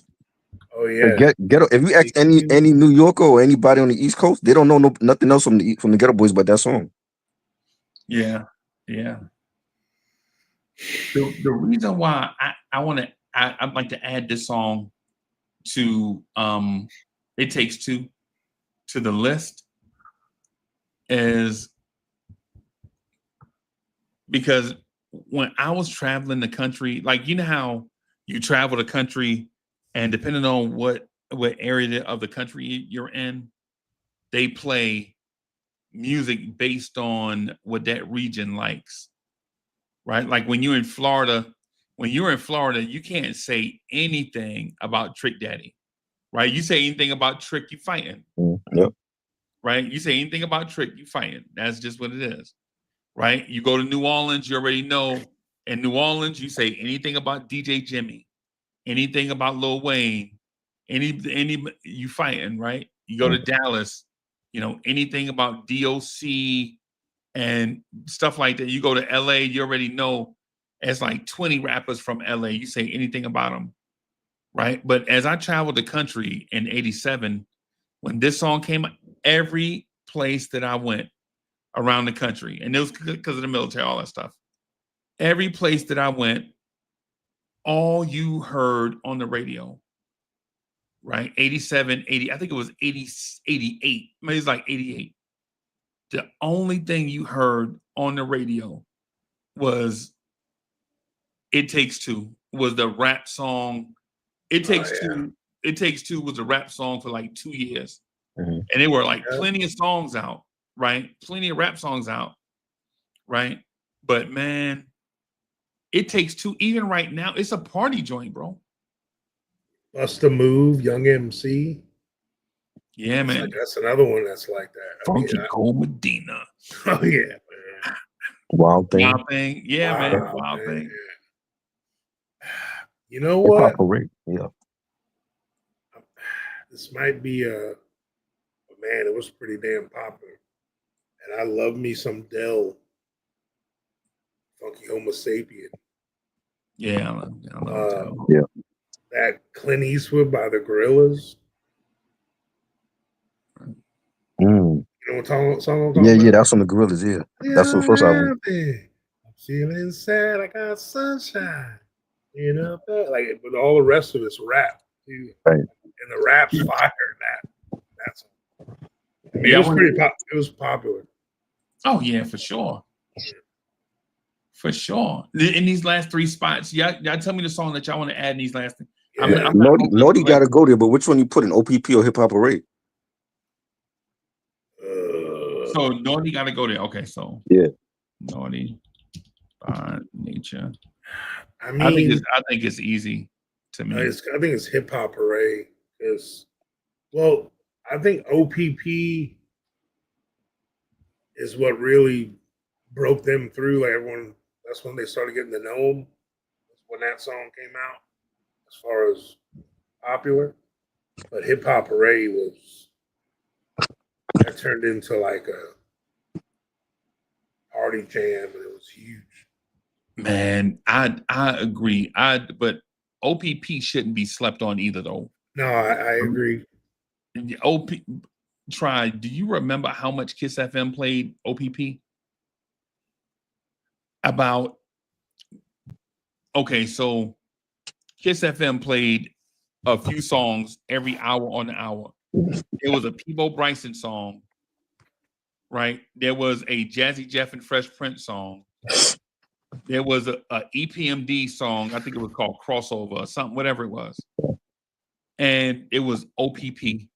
And bro, when I say they played OPP to death, I was probably in the city for like 2 months. Every day I wake up, they played the song all day for like 2 months straight, back to back, no breaks. Hip Hop Hooray, I like it as more of a party song. I think it was probably more popular. So either way, yeah, I think it's a coin flip, bro. It's up to y'all. I mean, it's hard for me. It's like, I mean, you can't go wrong with either one, honestly. I just love that they sampled old Jackson 5 on that OPP, though, too. Right.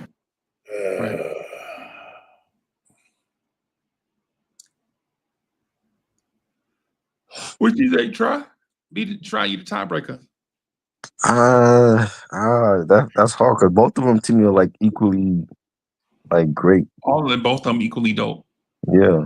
I just think Hip Hop Parade personally is more widespread, globally popular, right. And OPP's more. I mean, I hate to say hood popular, but you know what I'm saying? Like, I mean, it's just it got big. Right. Right. And I'm not saying the song is gangsta. I'm saying that the song came out during the gangsta era. Yeah. Oh, you know, You Can't Touch This by MC Hammer. I mean, that's that's pretty huge.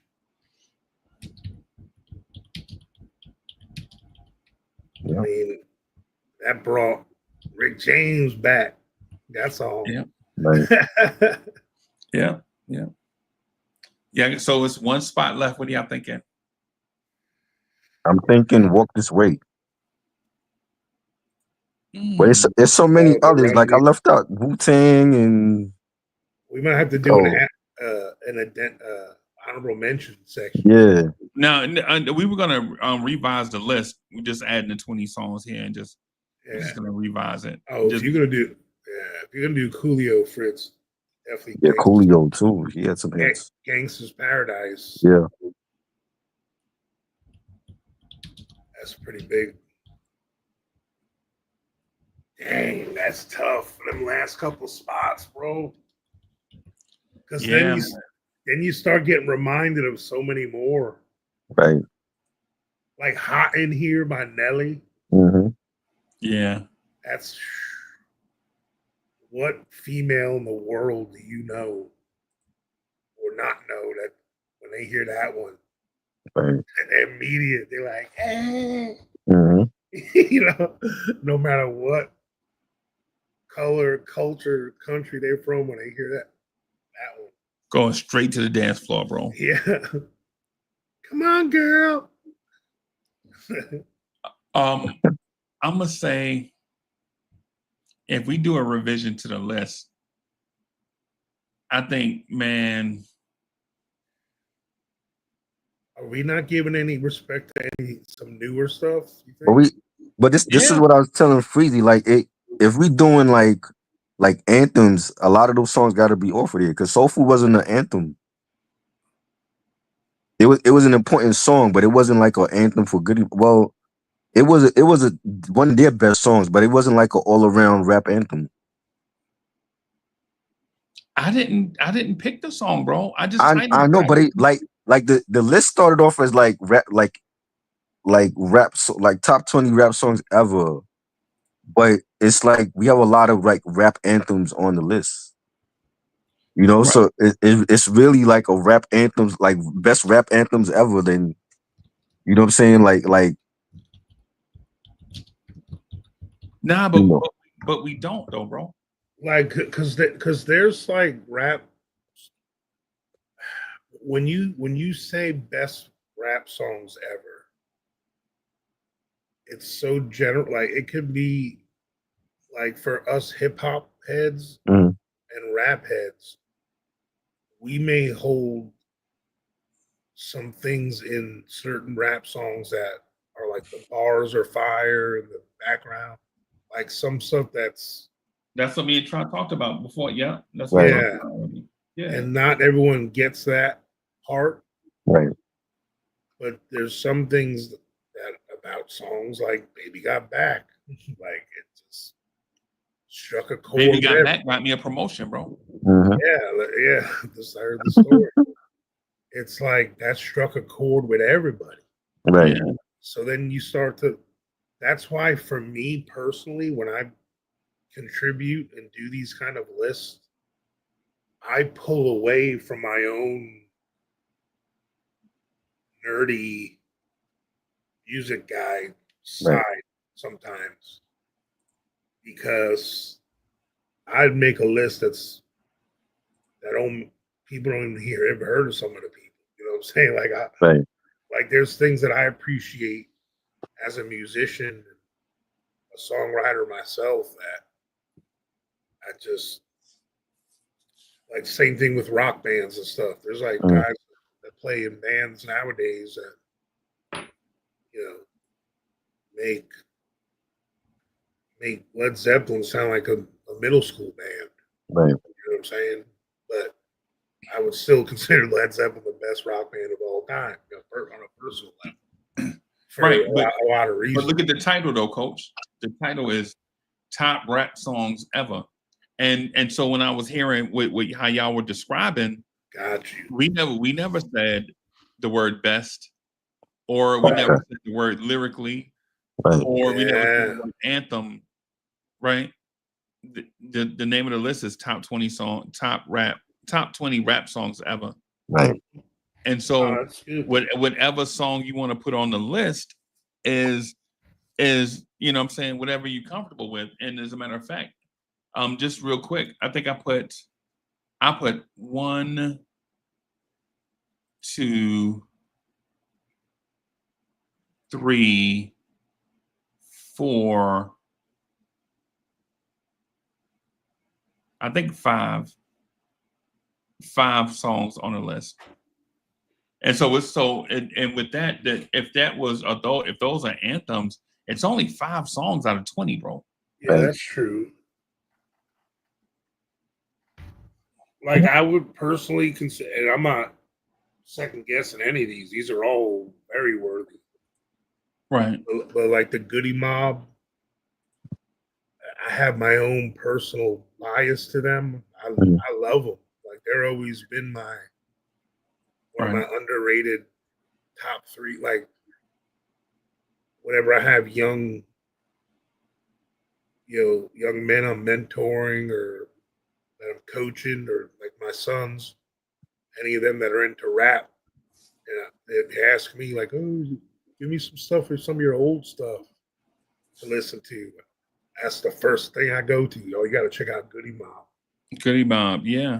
You know what I'm saying? Like that's one of my go-to. Hey, like I got a secret, and not that Goody Mob's a secret, for us, obviously, but Goody Mob's not that well known.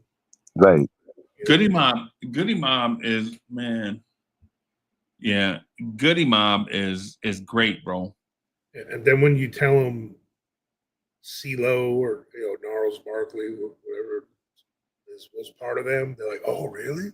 I gotta check that out." And then it's like, "Oh yeah, I heard him. He like rapped more back then." Like,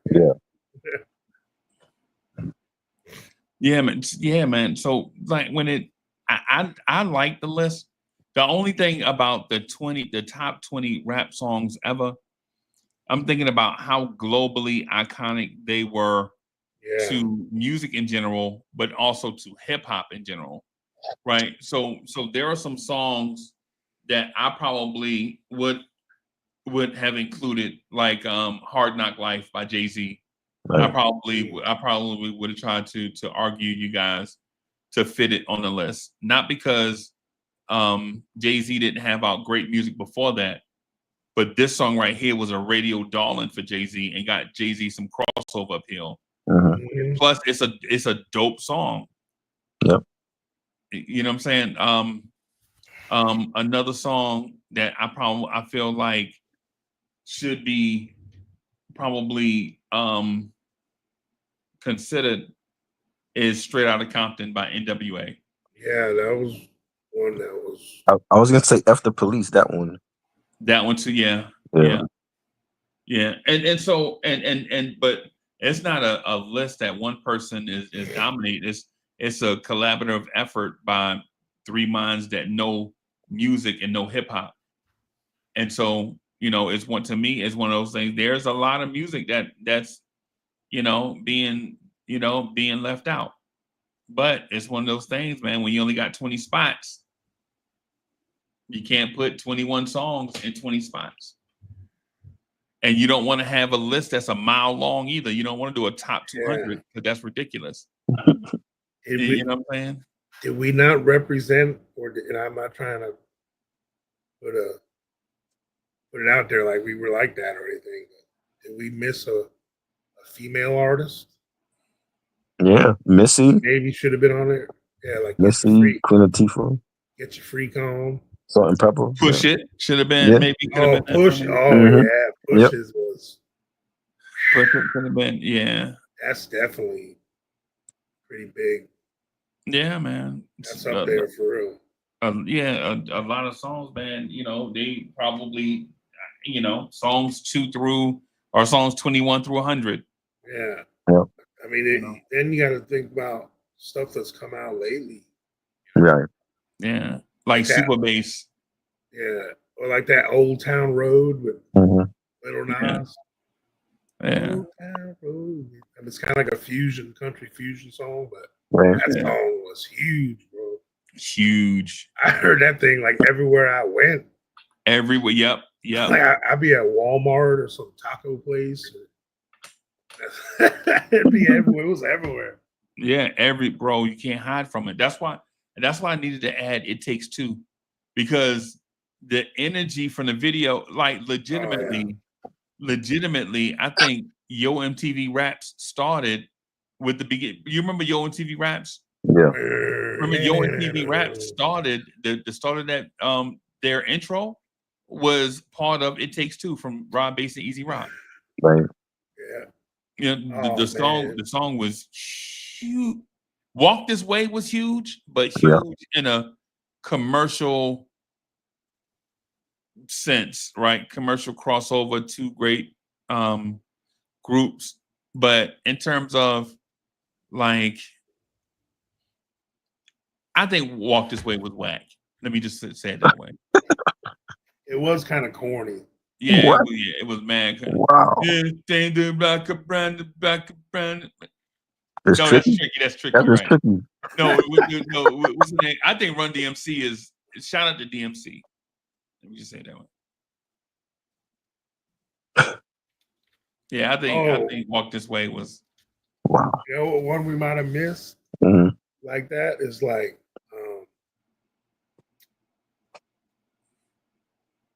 Everybody Dance Now. Gonna Make You Sweat, but CNC Music Factory.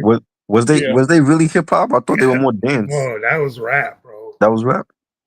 that's what they call it, even though Here it was is the freestyle. dome. Back Right. the bass, the chain was live and affecting like don't waste time. Yeah. On the mic with a dope rhyme. Jump to the rhythm, jump to the rhythm, jump. Yeah, see, that's what I'm saying. Like I mean, and how the thing is about that song, even though like the chorus was, clubby, dancey. What's his name? What was the guy's name again? Freedom Williams. Yeah.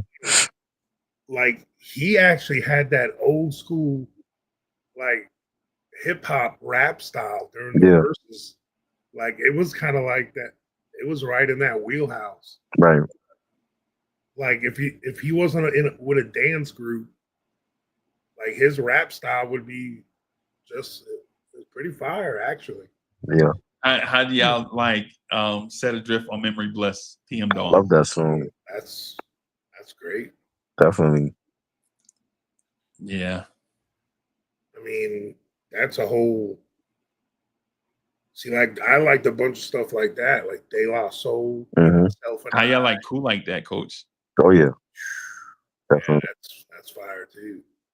Yeah, man. I mean, but see, like it's so hard to make these lists, bro, for that reason. You keep just getting reminded more and more. Well, that's why people tune into the experts, bro. Yeah. Like random people can make their own top 800 list. You know what I'm saying? We're not gonna tune in for a top 800 list. They can do that. They can do that on their own. How can you turn down "It's Your World"? I'm just a squirrel. I get a nut, move your butt. But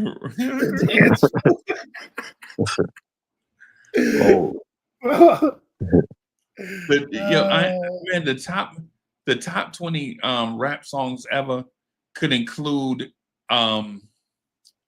so many different songs. Depending on where you're from, you can be like She Keeps on Passing Me By. Oh yeah, False Side. Yeah. You can do, man, you can go there. You can go with so many different, you can go in so many different directions, man. I mean, what's the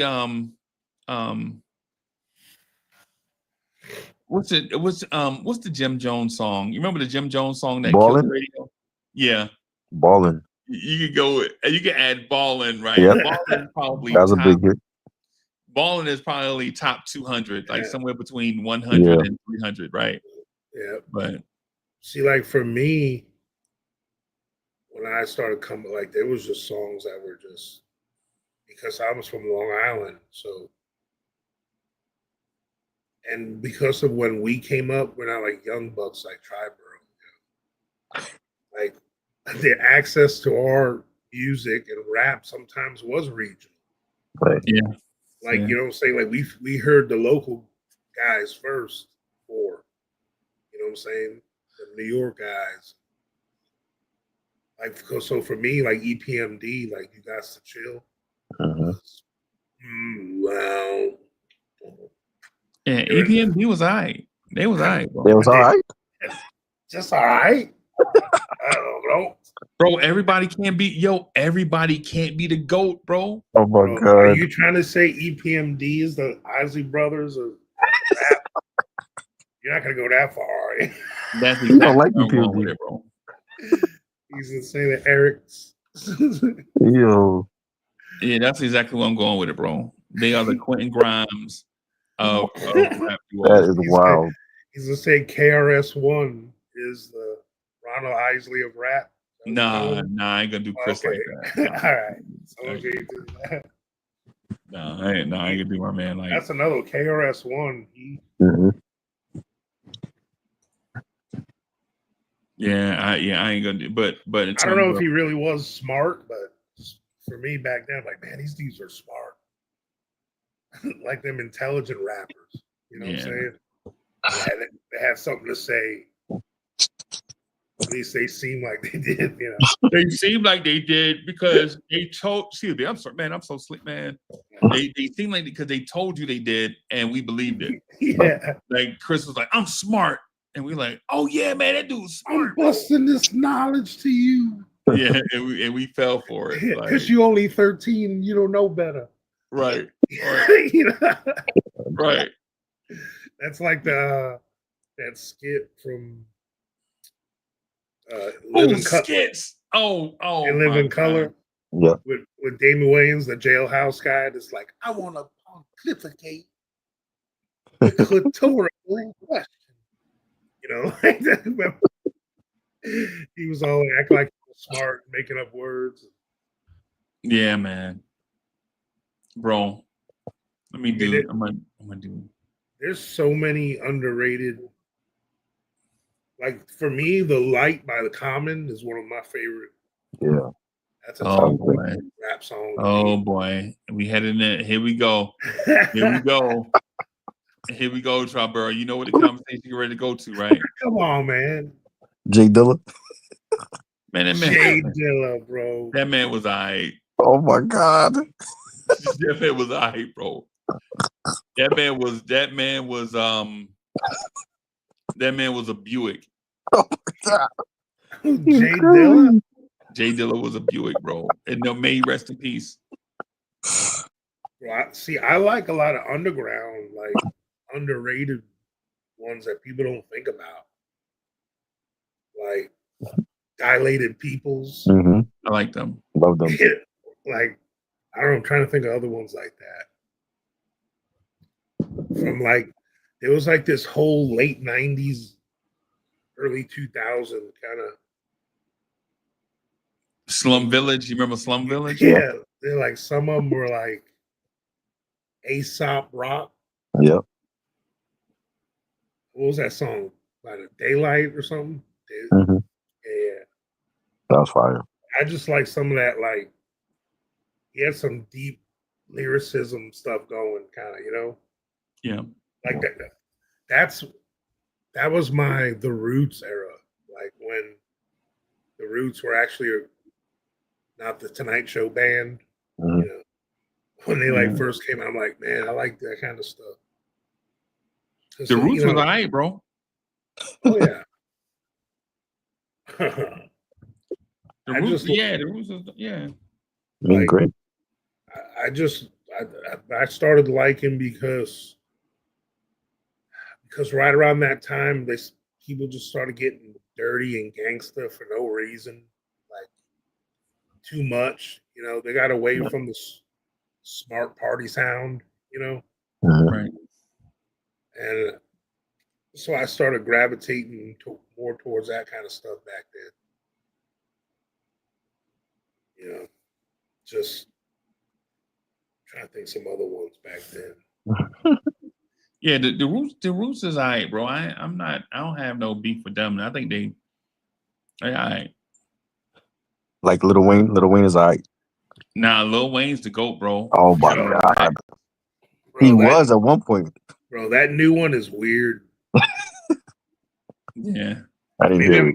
maybe I'm just getting old, bro. The thing is, when I listen to it, the rapping is fundamentally good.